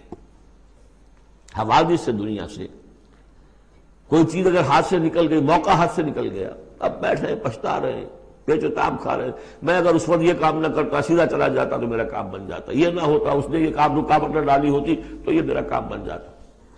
سوائے وہ پیچ و تاب کے کچھ حاصل نہیں، اور جسے یقین ہے کہ یہ ہونا ہی نہیں تھا میرے لیے، اللہ تعالیٰ کی طرف سے یہ شاید طے نہیں تھی، بس بات ختم ہو گئی، اور اس کے میرے ہاتھ سے نکل جانے ہی میں کوئی خیر ہے۔ عسیٰ ان تحبوا شیئا وہو شر لکم وعسیٰ ان تکرہوا شیئا وہو خیر لکم واللہ یعلم وانتم لا تعلمون، میں تو جانتا نہیں، اللہ جانتا ہے۔ ما اصاب من مصیبت فی الارض ولا فی انفسکم الا فی کتاب من قبل ان نبرأ ان ذلک علی اللہ یسیر لکی لا تعصوا علی ما فاتکم ولا تفرحوا بما آتاکم، جو کچھ اللہ تمہیں دے دے اس پر اترایا مت کرو، اس لیے کہ وہ بھی آزمائش ہے، جو دیا ہے تمہیں اس میں آزمائش ہے، اس کو اکاؤنٹ فار کرنا پڑے گا، وہ لائبلٹی ہے۔ آپ کو معلوم ہے بیلنس شیٹ جب بنتی ہے تو جو کیپٹل ہوتا ہے وہ لائبلٹیز کے کھاتے میں آتا ہے۔ اتنا مال تھا تمہارے پاس، اب بتاؤ نا کیا کیا تم نے اس میں۔ تو اللہ جو کچھ دیتا ہے وہ لائبلٹی ہے، اس کو اکاؤنٹ فار کرنا ہوگا قیامت کے دن۔ تمہیں اتنا مال دیا تھا میں نے، تم نے کیا کیا؟ تمہیں اتنی ذہانت میں نے دی تھی، تم نے کہاں لگائی؟ یہ صلاحیتیں میں نے دی تھی، کہاں خرچ کی؟ دنیا بنانے میں یا آخرت بنانے میں؟ باطل کے نظام کی چاکری کرنے میں؟ IMF کی سروس ہو رہی ہے، اتنے بلین روپے تنخواہ مل رہی ہے، ٹھیک ہے، چاکری کس کی ہو رہی ہے؟ کس کے نظام کو چلا رہے ہو؟ کس کی رتھ میں گھوڑے بن کر جتے ہوئے ہو؟ غور کرنے کی بات ہے۔ ہمارا ہمیں فخر ہوتا ہے فلاں شخص ورلڈ بینک کے اتنے عہدے پر پہنچ گیا، ہمارا عزیز اور ہمارا، کس کی چاکری ہو رہی ہے؟ لیفٹیننٹ بن گیا انگریز کی فوج میں، انگریز کی فوج میں۔ لِكَيْ لَا تَأْسَوْا عَلَىٰ مَا فَاتَكُمْ وَلَا تَفْرَحُوا بِمَا آتَاكُمْ، جو کچھ تمہارے ہاتھ سے جاتا رہے، نکل جائے، اس پر افسوس نہ کیا کرو، اور جو کچھ اللہ تمہیں دے دے اس پر اترایا نہ کرو، سوچا کرو۔ بلکہ امام احمد ابن حنبل رحمۃ اللہ علیہ کا معاملہ تو یہ ہوا تھا کہ جب وہ خلق قرآن کا مسئلہ چل رہا تھا تو جس زمانے میں کہ ان پر عتاب ہو رہا تھا حکومت کی طرف سے، جیل میں تھے، مارا جاتا تھا کہ کہو کہ قرآن مخلوق ہے، اور وہ کہنے کو تیار نہیں تھے۔ کہتے ہیں ایسی ایسی ماریں پڑی ہیں کہ ہاتھی کو بھی وہ مار پڑے تو وہ بلبلا اٹھے، کبھی آنکھوں میں آنسو نہیں آئے۔ اس کے بعد حکومت بدل گئی، اب جو نیا خلیفہ ہے اس کی رائے کچھ اور ہے، وہ اب خلق قرآن کا مسئلہ دفن ہو چکا۔ اب جو خلیفہ ہے اس کا ایلچی آیا ہے اشرفیوں کی کچھ تھیلیاں لے کر کے، یہ بادشاہ نے، خلیفہ نے آپ کے لیے بھیجی ہے۔ اب رو پڑے امام احمد بن حنبل، اے اللہ میں اس آزمائش کے قابل نہیں ہوں۔ یہ آزمائش بڑی سخت ہے۔ خطاب دے دے کر انگریزوں نے جو غداریاں کروائیں، پھر خطاب ملتے تھے نا، آنریری مجسٹریٹ بنتے تھے، لیکن کرتے کیا تھے وہ؟ اس قوم کے اندر انگریز کی اس حکومت کو چلانے اور اس کے پاؤں مضبوط کرنے اور جمانے کی جدوجہد۔ لِكَيْ لَا تَأْسَوْا عَلَىٰ مَا فَاتَكُمْ وَلَا تَفْرَحُوا بِمَا آتَاكُمْ وَاللَّهُ لَا يُحِبُّ كُلَّ مُخْتَالٍ فَخُورٍ، اللہ کو بالکل پسند نہیں ہے اترانے والے اور فخر کرنے والے۔ الَّذِينَ يَبْخَلُونَ، اور ظاہر بات ہے کہ جو مال کے اوپر اترائے گا وہ مال کو سنبھال کر رکھے گا، اسی کی بنیاد پر تو ہے اس کی اکڑ۔ الذین یبخلون ویامرون الناس بالبخل، جو خود بھی بخل سے کام لیتے ہیں اور لوگوں کو بھی بخل کا مشورہ دیتے ہیں کہ میاں ذرا ہاتھ روک کے رکھو، کیا کر رہے ہو، تم نے دونوں ہاتھ کھلے چھوڑ دیے ہیں، پتہ نہیں ہے تمہارے ہاں 4 بیٹیاں بھی ہیں، ان کے ہاتھ نیلے کرنے ہیں کہ نہیں، کہاں تم اللہ کے لیے اور اللہ کے دین کے لیے سب کچھ خرچ کرنے کے در پہ ہو گئے۔ وَمَنْ يَتَوَلَّ فَإِنَّ اللَّهَ هُوَ الْغَنِيُّ الْحَمِيدُ، اور جو کوئی رخ پھیر لے گا، منہ موڑ لے گا، تو اللہ تعالیٰ تو غنی ہے اور حمید ہے، اسے کسی کے احتیاج نہیں ہے، وہ ستودہ صفات ہے۔ اب آ گیا ہے کلائمیکس اس سورہ کا، یہ آج کے ہم مسلمانوں کے لیے قرآن مجید کی اہم ترین آیت ہے۔ دین کا کانسیپٹ ہمارا کیا ہے؟ حکومت انگریز کی ہوتی رہے، ہمیں کیا نمازیں پڑھنی، روزے رکھنے ہیں۔ بہت بڑے عالم نے انگریز کے دور میں کہا تھا ہمیں کوئی ایسا کام نہیں کرنا چاہیے جس سے انگریزوں کو، ہمارے حاکموں کو تشویش ہو، اس لیے کہ انہوں نے ہمیں مذہبی آزادی دی ہوئی ہے، ہمیں وہ روکتے ہی نہیں، نمازیں پڑھو، داڑیاں رکھو، روزے رکھو، حج کرو، انگریز روکتا نہیں۔ جس پر پھر علامہ اقبال نے پھپتی چست کی تھی کہ ملا کو جو ہے ہند میں سجدے کی اجازت، ناداں یہ سمجھتا ہے کہ اسلام ہے آزاد۔ اسلام کہاں آزاد ہے؟ کیا قرآن کا قانون نافذ ہے؟ وہاں تو قانون فوجداری ہند ہے، ضابطہ دیوانی ہند، ضابطہ دیوانی ہے، ضابطہ فوجداری کس کا؟ انگریز کا۔ کس کا قانون؟ اصل میں دین کا جو تصور تھا وہ ہمارا بگڑتا بگڑتا، تنگ ہوتا ہوتا، سکڑتا پرورٹ ہوتا ہوا یہاں تک آ گیا ہے کہ چند ریچولز ہیں، چند رسومات ہیں، بس وہ دین ہے، باقی جو ہو سو ہو۔ یہاں ذرا اس آیت کو آپ دیکھیے، ایک تو یہ کہ اس اعتبار سے اہم ترین ہے کہ ہمارے اس تصور دین کو چیلنج کرنے والی، جھنجھوڑنے والی۔ دوسرا یہ کہ واقعہ یہ ہے کہ میں سمجھتا ہوں کہ پوری انسانی تاریخ میں ایسی ننگی اڑیاں انقلابی عبارت کہیں آپ کو نہ مل سکے جو اس ایک آیت میں ہے، اور ڈنکے کی چوٹ دھڑلنے کے ساتھ، not chewing the words، کھل کر بات کی۔ غور کیجئے، ایک حرف سمجھیے، لقد ارسلنا رسلنا بالبینات، ہم نے بھیجا اپنے رسولوں کو واضح نشانیوں کے ساتھ، وَأَنزَلْنَا مَعَهُمُ الْكِتَابَ وَالْمِيزَانَ، اور ہم نے ان کے ساتھ کتاب اتاری، میزان اتاری۔ یہ سب کچھ کس لیے کیا؟ لیقوم الناس بالقسط، تاکہ لوگ عدل پر قائم ہوں۔ یہ قرآن اس لیے اتارا کہ اس کی قرآن خوانی کی مجلسیں ہو جائیں، یا قرات کی محفلیں ہو جائیں، یا خطاطی کی نمائشیں ہو جائیں؟ اللہ اللہ خیر سر، 40 من کا قرآن ہم نے لکھ لیا ہے سونے کے تاروں سے، بہت تیر مارا ہے۔ قرآن اس لیے نازل ہوا تھا، نظام کسی اور کا، قانون پہ راضی اوروں کے۔ مولانا ماہر القادری صاحب کا جو یہ شعر تھا، یہ مجھ سے عقیدت کے دعوے قانون پہ راضی اوروں کے، یوں بھی مجھے رسوا کرتے ہیں ویسے بھی رلایا جاتا ہوں۔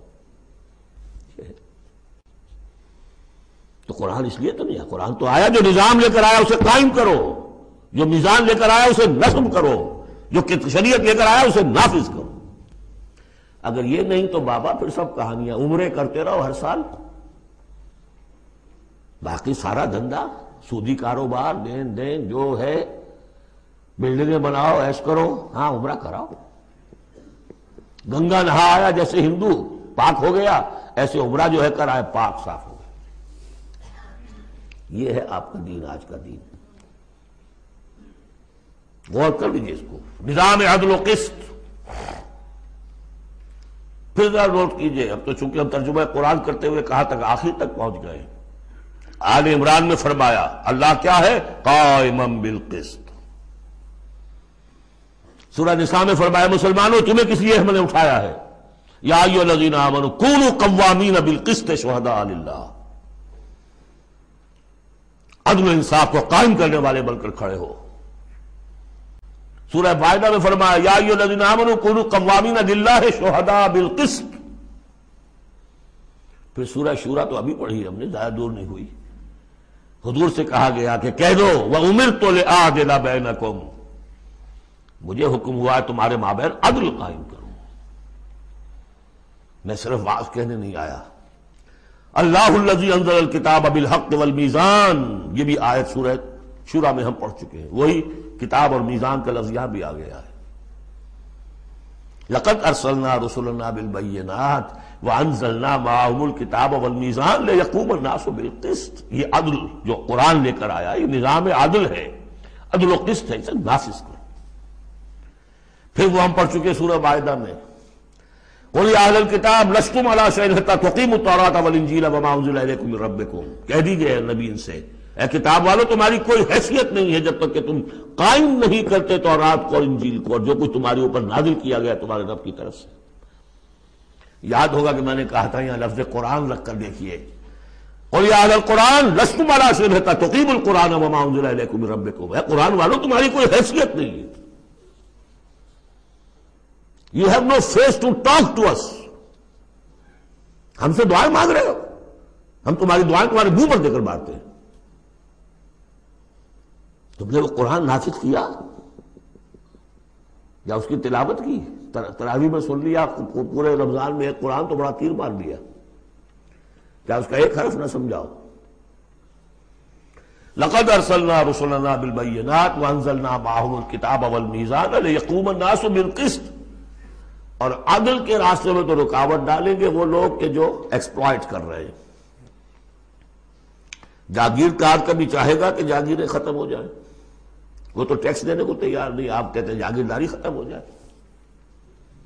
ہاں کوئی ہو سکتا ہے ایسا بھی جاگیردار شریف النفس، کوئی سرمایہ دار ایسا ہو سکتا ہے شریف النفس، لیکن شاذ ہوگا وہ، کوئی ہوگا، اکثر و بیشتر تو نہیں ہوں گے۔ ابو بکر بھی ایمان لے آئے تھے، اونچے طبقے سے تھے، عثمان بھی ایمان لے آئے تھے، اونچے طبقے سے تھے، اکثر و بیشتر تو نہیں۔ اکثر و بیشتر تو ریزنٹ کریں گے، ریزسٹ کریں گے، سٹیٹس کو چاہیں گے، وہ چاہیں گے نظام کے اندر کوئی تبدیلی نہ آئے۔ ہمارے اس کے ساتھ مفادات وابستہ ہیں،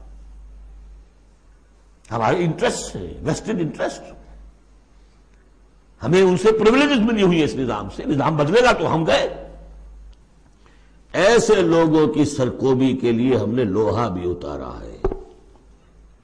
وَأَنزَلْنَا الْحَدِيدَ فِيهِ بَأْسٌ شَدِيدٌ، ہم نے لوہا بھی اتارا ہے۔ یہی ایک ہی آیت چل رہی ہے، دوسری آیت نہیں ہے یہ۔ اس لیے میں نے کہا تھا کہ اڑیاں ترین یہ عبارت ہے کہ انقلاب کے لیے کچھ سر کچلنے پڑتے ہیں ورنہ نہیں انقلابات، اور اس میں کوئی ریگریٹس نہیں ہے، اس میں کوئی معذرت نہیں ہے۔ جب یہ لوگ کہتے ہیں کہ وار فار پیس، اگر یہ کہتے ہیں کہ دنیا میں ہیومن رائٹس کے لیے ہم حملہ کر رہے ہیں، کیا مطلب ہے؟ تمہارا اپنا ایک تصور ہے، عدل انسانی کا ایک تصور ہے، اس کے لیے تم طاقت بھی استعمال کر رہے ہو، لوگوں کا گھیراؤ کر رہے ہو، انہیں آئسولیٹ کر رہے ہو، سینکشنز لگا رہے ہو، کیوں؟ کہ تمہاری مرضی کے مطابق نظام انہوں نے کیوں نہیں بنایا؟ تو اہل ایمان کو اللہ نے ایک نظام دیا ہے، وہ اللہ کا دیا ہوا نظام ہے، وعدل و قسط پر مبنی ہے۔ اس نظام کو قائم کرنے کے لیے وہ اگر طاقت بھی ہوگا تو استعمال کریں گے، ہاں طاقت نہیں ہے تو ٹھیک ہے، پڑے ہوئے ہیں، اس میں یہ کہ طاقت فراہم کرو، دعوت دو، لوگ جمع ہوں، اس کے لیے تن من دھن لگانے کا عہد کریں، ان کی تربیت ہو۔ محمد رسول اللہ کیا کر رہے تھے مکے میں 12 برس تک؟ وہ آپ نے طاقت تیار کی ہے، وہ طاقت جو ہے پھر کوڑا بن گیا جب تو کوڑا دے کر مارا ہے باطل کے اوپر۔ بل نقذف بالحق علی الباطل فیدمغہ، ہم باطل کے اوپر حق کو مارتے ہیں جو اس کا بھیجا نکال دیتا ہے، فاذا هو زاہق، یہی ہوا۔ لیکن اس دوران میں، اس پروسیس میں اہل ایمان کو جانیں دینی پڑیں گی، تکلیفیں جھیلنی ہوں گی، گھر بار چھوڑنے ہوں گے، جان و مال کے نقصانات برداشت کرنے ہوں گے، یہ ہے انقلابی عمل۔ وَأَنزَلْنَا الْحَدِيدَ فِيهِ بَأْسٌ شَدِيدٌ، ہم نے اتارا لوہا، اس میں بڑی جنگ کی صلاحیت ہے، ہتھیار بنتا ہے۔ وَمَنَافِعُ لِلنَّاسِ، لوگوں کے لیے کچھ اور منفعت بھی ہے۔ اصل میں تو یہ تلوار اور نیزے اور ڈھال کے لیے ہے، باقی یہ کہ چمٹا پھگنی اور توا بھی تم نے بنا لیے، چلو کوئی بات نہیں۔ اب تو وہ چمٹا پھگنی اور توے کا دور بھی گزر گیا۔ وَلِيَعْلَمَ اللَّهُ مَن يَنصُرُهُ وَرُسُلَهُ بِالْغَيْبِ، اللہ دیکھنا چاہتا ہے کہ کون ہے اس کے وہ وفادار بندے جو اس لوہے کی طاقت کو ہاتھ میں لے کر اللہ کی اور اس کے رسولوں کی مدد کرتے ہیں غیب میں ہونے کے باوجود۔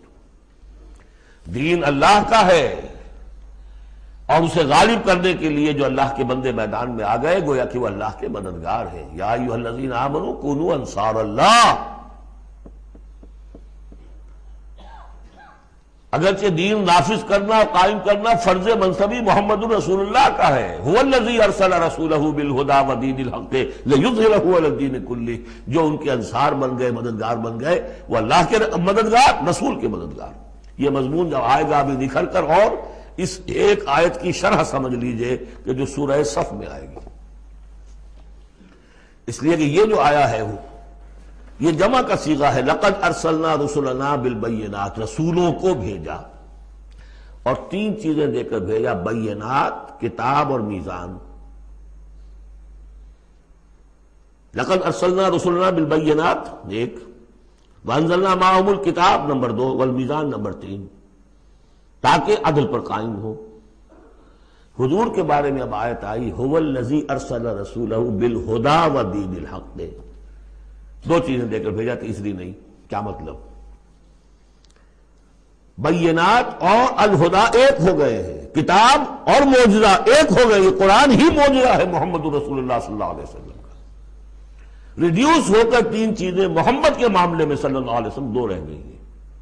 الہدیٰ، اسی میں قانون ہے، کتاب ہے، اور یہی معجزہ ہے، محمد رسول اللہ کا معجزہ یہ ہے۔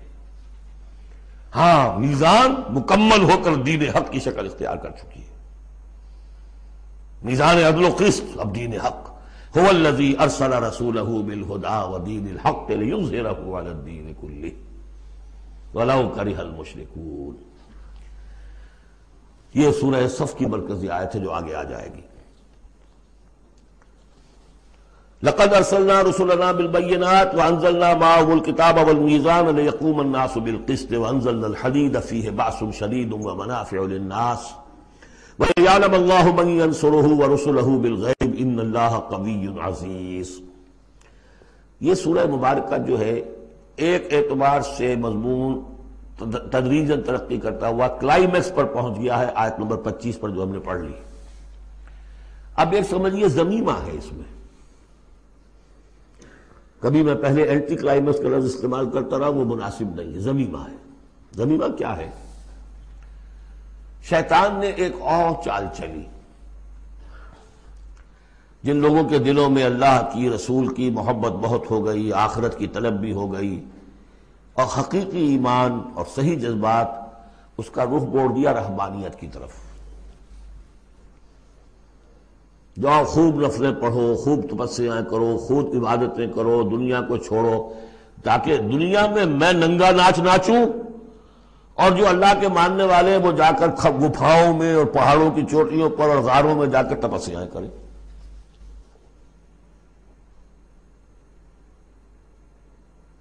اس کی نفی ہو رہی ہے. یہ راستہ نہیں ہے دین کا. اور یہ خاص طور پر ویسے یہ کہ ہندوستان میں کیوں آیا یہ مسئلہ اور کسی اور جگہ کیوں آیا، لیکن یہ کہ مونسٹسزم جو ہے، یہ خانقاہی نظام جو ہے، کرسچینٹی میں ٹاپ پر پہنچا ہے، اس میں کوئی شک نہیں. ہسٹری آف کرسچین مونسٹسزم، یہ پوری کتابیں ذخیر لکھی ہوئی. اس کی ایک مثال دے رہے ہیں کہ یہ ایک غلطی ہوئی ہے.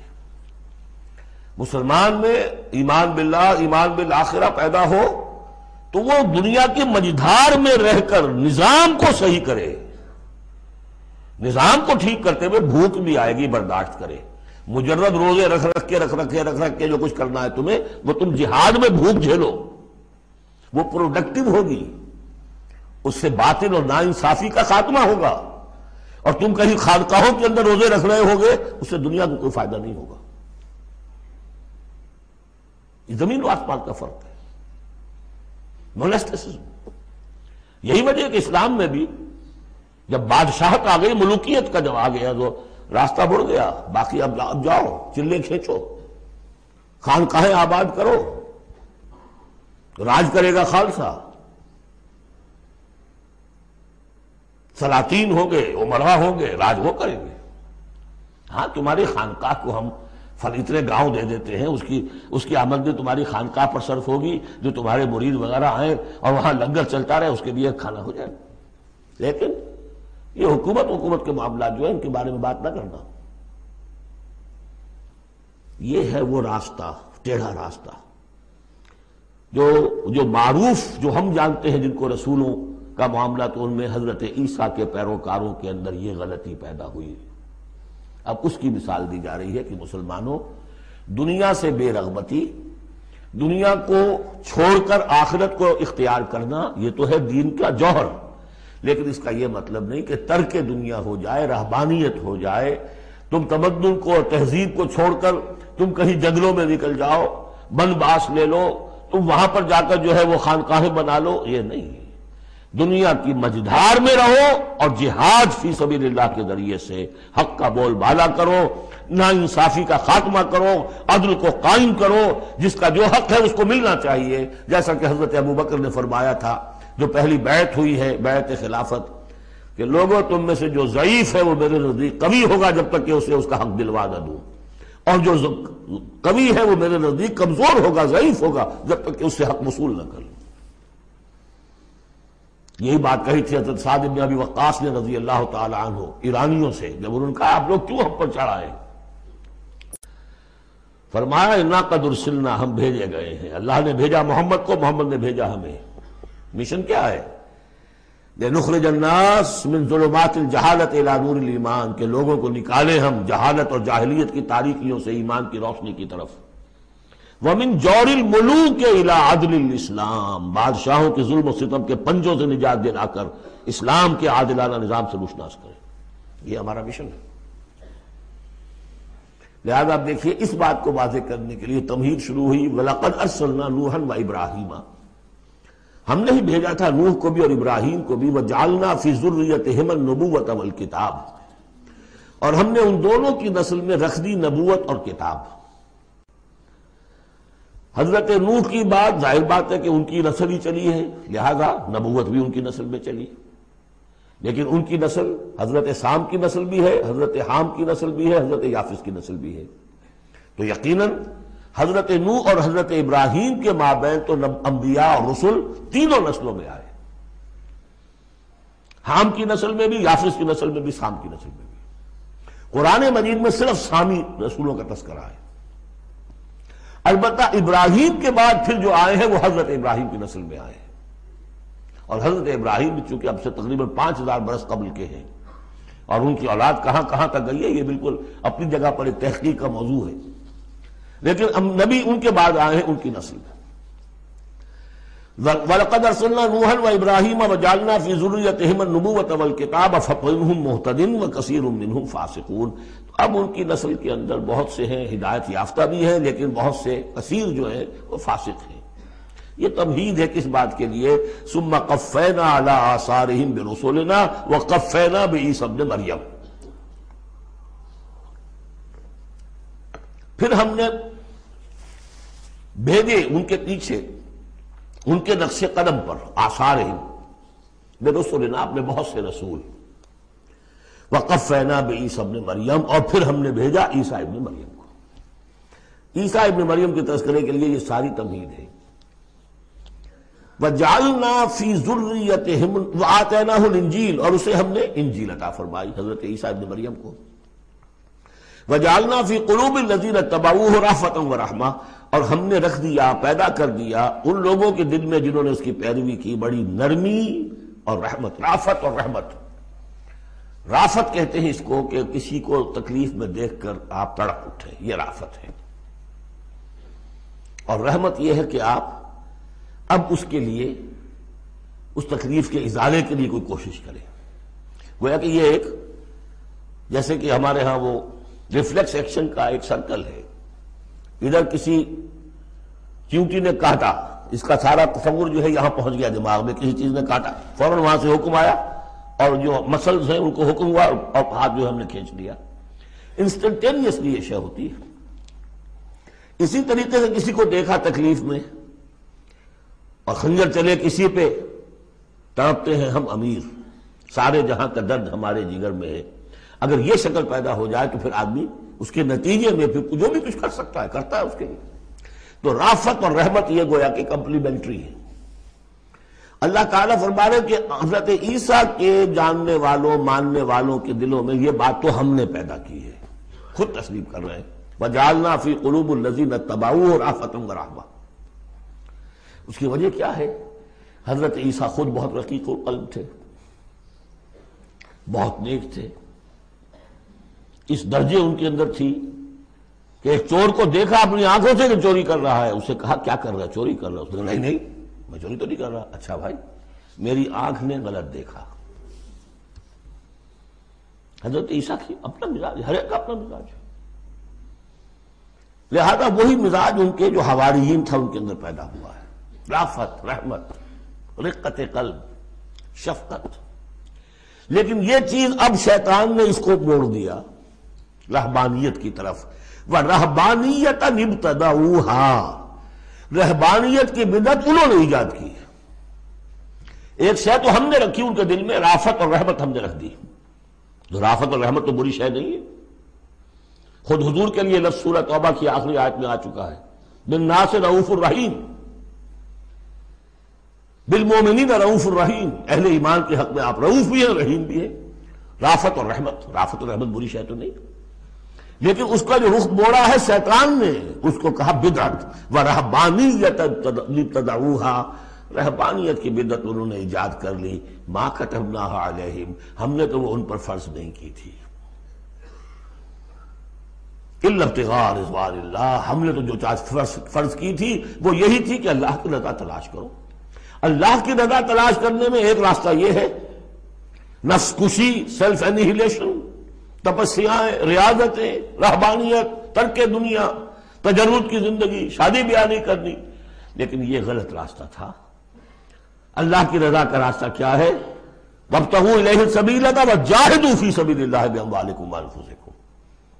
یہ راستہ ہے جو اللہ چاہتا ہے، باطل کو ملیا بیٹ کرنے کے لیے، حق کو غالب کرنے کے لیے، ظلم کے خاتمے کے لیے، عدل و قسط کو قائم کرنے کے لیے۔ سختیاں جھیلو، تکلیفیں برداشت کرو، بھوک برداشت کرو، فاقے برداشت کرو، جان و مال کا نقصان برداشت کرو، یہ ہے کہ جو اللہ کی رضا جوئی کا راستہ ہے جو اللہ نے سکھایا ہے۔ ہاں شیطان نے موڑ دیا کہ ان کی نیکی اب تمدن سے مڑ کر ادھر چلی جائے تاکہ یہاں تمدن کا میدان میرے لیے ننگا ناچ میں ناچوں، مجھے کچھ پوچھنے والا نہ ہو۔ فَآتَيْنَا الَّذِي فَمَا رَعَوْهَا حَقَّ رِعَایَتِهَا، پھر ایک اور دوہرا جو ان کے اوپر چارج شیٹ ایک اور ہے، پھر وہ رعایت بھی نہیں کر سکے اس کی جیسی کہ رعایت کرنی چاہیے تھی۔ ایک دفعہ آدمی طے کر لے میں ساری عمر شادی نہیں کروں گا، مجرد رہوں گا، یہ تو آسان ہے، اس کو نبھانا تو آسان نہیں ہے۔ اللہ نے انسان میں جنسی جذبہ رکھا ہوا ہے، نتیجہ کیا نکلا؟ وہ تو جو کتابیں میں نے بتایا ہے کہ یہ موٹی موٹی ضخیم کتابیں جو ہیں ہسٹری آف کرسچین موناسٹسزم پر، ان میں پڑھ لیجیے اب کیا ہوتا تھا۔ کہنے کو راہب ہے اور راہبائیں ہیں، اور زنا ہو رہا ہے، حرامی بچوں کی پیدائش ہو رہی ہے، اور ان کے تہخانوں کے اندر قبریں بن رہی ہیں۔ وہ تہخانے جو ہوتے تھے راہب خانوں کے، وہ حرامی بچوں کے قبرستان ہوتے تھے۔ آخر فطرت کا راستہ ہے، دریا کے آگے آپ بند باندھیں گے کیا کریں گے؟ کوئی راستہ اس کا ایک اور بنائیے تو پھر بند باندھ سکتے ہیں نا، چلتے دریا میں کیسے بنا دیں گے؟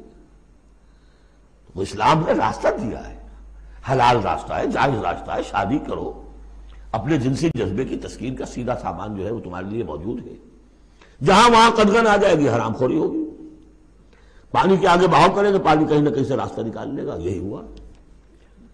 وہ جیمی سواگرٹ ہو آج کی دنیا کے یا کوئی بھی ہو، پھر جن کے اسکینڈلز آتے ہیں، اور کون بچا ہوا ہے؟ شاذ کوئی ہوگا، اس لیے کہ خود وہ کہتے ہیں، انہی کا ایک آدمی ہے شاہدہ شاہد من اہلہا، جب فرائیڈ جو ہے انہی کا آدمی وہ کہتا ہے کہ یہ سب سے زیادہ پوٹنٹ ہے موٹیو انسان کا، the most potent motive in human beings is sex.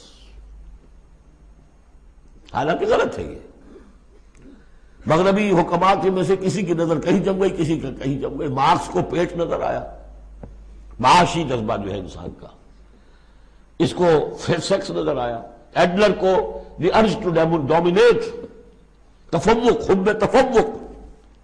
یہ ساری چیزیں اپنی جگہ پر پارشل ٹروتھس ہیں، سب ٹھیک ہے، لیکن بہرحال جو اتنا بڑا جذبہ ہے اس کے آگے آپ ایک غیر فطری اگر بند باندھیں گے تو اس کا نقصان کیا ہوگا؟ فما رعوها حق رعایتها، تو پھر وہ رعایت بھی نہ کر سکے، اس کی حفاظت نہ کر سکے، اس کا حق ادا نہ کر سکے، اس کو نبھا نہ سکے جیسا کہ نبھانے کا حق تھا۔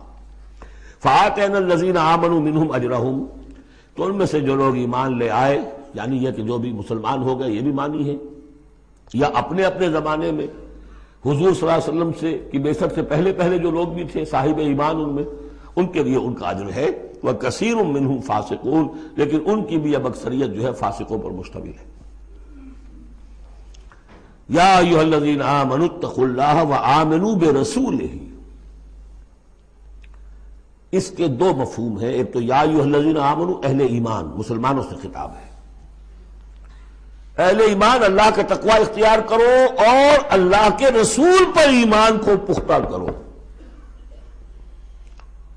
لقد کان لکم فی رسول اللہ اسوۃ حسنہ، ان کی زندگی میں دیکھو کیا توازن تھا، انہوں نے ترک دنیا تو نہیں کی، شادیاں کی، بھرپور زندگی گزاری ہے، ان کی اولاد بھی تھی، کتنی بیویاں تھیں، ہاں اس کے باوجود پوری زندگی لگی ہے دین کے غلبے کی جد و جہد میں۔ یہ اسوہ ہے، یہ آئیڈیل ہے تمہارے لیے، یہ نمونہ ہے، ان کی پیروی کرو۔ لقد کان لکم فی رسول اللہ اسوۃ حسنہ۔ اور اس اسوے میں واقعہ یہ ہے کہ یہ بھی دیکھنے کی ضرورت ہے، ایک تو یہ کہ آپ حضور کی زندگی میں گنتے چلے جائیں، یہ چیز بھی تھی، یہ چیز بھی تھی، یہ چیز بھی تھی، یہ چیز بھی تھی، یہ چیز گن لی آپ نے، فہرست بنا لی، آپ نے وہ ساری چیزیں جو ہے اپنے اندر پیدا کرنے کی کوشش کی، فیصلہ کر لیا کریں گے۔ لیکن اگر یہ حماقت آپ نے کر دی کہ دیکھا نہیں کہ ان مختلف چیزوں کے مابین ریشیو پروپورشن کتنا تھا، اصل شہر ریشیو پروپورشن، ایک چیز کتنی تھی، دوسری کتنی تھی، تیسری کتنی تھی، اگر ریشیو پروپورشن ڈسٹرب ہو جائے گا تو اس وقت ختم ہو جائے گا۔ جیسے نسخے کے اندر 4 دوائیں ہیں، ایک تولا بھر ہے، ایک ماشا بھر ہے، ایک فرض کیجیے چھناک بھر ہے، اور آپ نے وہ چھٹانگ والے کو تولا کر دیا، تولے کو چھٹانگ کر دیا، تو نسخہ شفا کے بجائے نسخہ ہلاکت بن جائے گا۔ تو محض یہ ثابت کر دینا یہ ثابت ہے، فلاں حدیث سے ثابت ہے، یہ ایک بات ہے، صحیح ہے، لیکن یہ دیکھیے کہ حضور کا مجموعی جو طرز عمل ہے، آپ کا جو رویہ ہے، زندگی جو آپ نے گزاری ہے، اس میں ٹائم ایلوکیشن کیا تھا، اس میں ریسورسز کی ایلوکیشن کدھر تھی، اس میں اب پرائرٹیز کس کو تھی، کیا چیز جو تھی وہ پرائمری تھی، کیا سیکنڈری تھی۔ اگر یہ چیزیں بھی ملحوظ نہ رکھی گئیں تو اسوا نہیں رہے گا، وہ کچھ اور بن جائے گا۔ لہذا یہاں زور جو ہے وہ آمنوا برسولہ، اور ایک بات یہ ہے کہ یہاں پر اہل کتاب کو بھی خطاب کیا جا رہا ہے کہ ان میں سے بھی جن لوگوں کے دلوں کے اندر ابھی کوئی رمق تھی ایمان کی، سابقہ ایمان کی، ان کو پکار کر کہا جا رہا ہے یا ایھا الذین آمنوا اتقوا اللہ وآمنوا برسولہ، اللہ کو تو تم مانتے ہو پہلے سے، اس کا تقوی اختیار کرو۔ اب تمہارے لیے بڑا امتحان یہ کہ اس رسول پر بھی ایمان لاؤ، اور اگر تم اس رسول پر بھی ایمان لاؤ گے یؤتکم کفلین من رحمتہ، تمہیں دوہرا دے گا اپنی رحمت میں سے حصہ۔ اہل کتاب جو ایمان لائے حضور پر، ان کے لیے دوہرا اجر ہم پڑھ چکے ہیں پہلے ہی، سورہ قصص میں آ چکا ہے۔ وَيَجْعَلْ لَكُمْ نُورًا تَمْشُونَ بِهِ، اب یہ دونوں کو کور کرے گا۔ اگر تم نے رسول پر ایمان پختہ رکھا، اسی لیے جو میں زور دیتا ہوں کہ منہج انقلاب نبوی تلاش کیجئے آپ، حضور نے کیسے انقلاب برپا کیا۔ محض اقامت دین کی جد و جہد کے لیے تن من دھن لگا دینا، یہ پہلا قدم ہے۔ اللہ مجھے اور آپ کو توفیق دے کر ہم اس کا فیصلہ کریں، پھر مرحلہ آئے گا کس طریقے پر کریں۔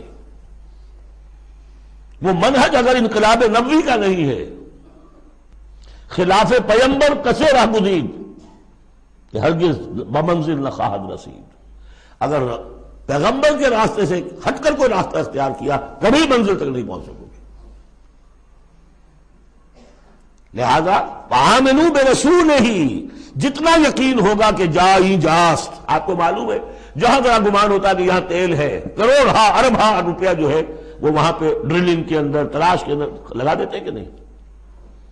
یقین ہو کہ جائی جاست، اصل شے ہے سیرت محمدی صلی اللہ علیہ وسلم، اصل شے ہے طریق محمدی صلی اللہ علیہ وسلم، منہج و منہاج محمدی صلی اللہ علیہ وسلم۔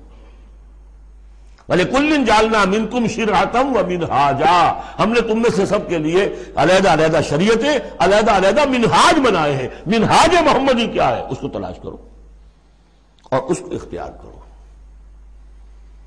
یا ایھا الذین آمنوا اتقوا اللہ وآمنوا برسولہ یؤتکم کفلین من رحمتہ ویجعل لکم نورا تمشون بہ ویغفر لکم واللہ غفور رحیم، اور بخش دے گا۔ پھر اس راستے پر آدمی چل پڑے، رخ سیدھا کر لے، بحیثیت مجموعی زندگی صحیح رخ پر آ گئی تو خطا تو ہو جائے گی کبھی نہ کبھی، کہیں پاؤں پھسل جاتا ہے آدمی کا، اٹھتا ہے توبہ کرتا ہے۔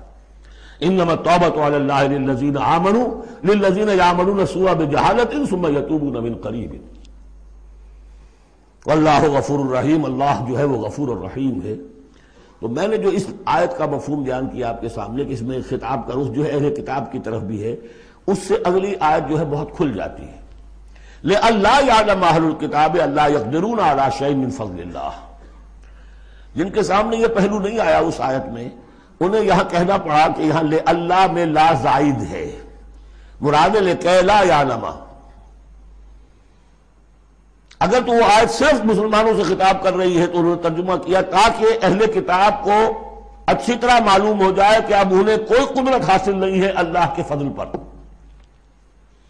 کوئی حصہ حاصل نہیں کر سکتے اللہ کے فضل میں سے۔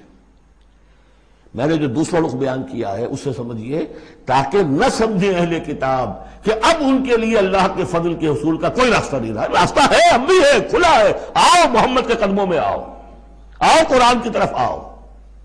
جیسے سورہ بنی اسرائیل میں ہم نے کہا تھا، ہم نے پڑھا تھا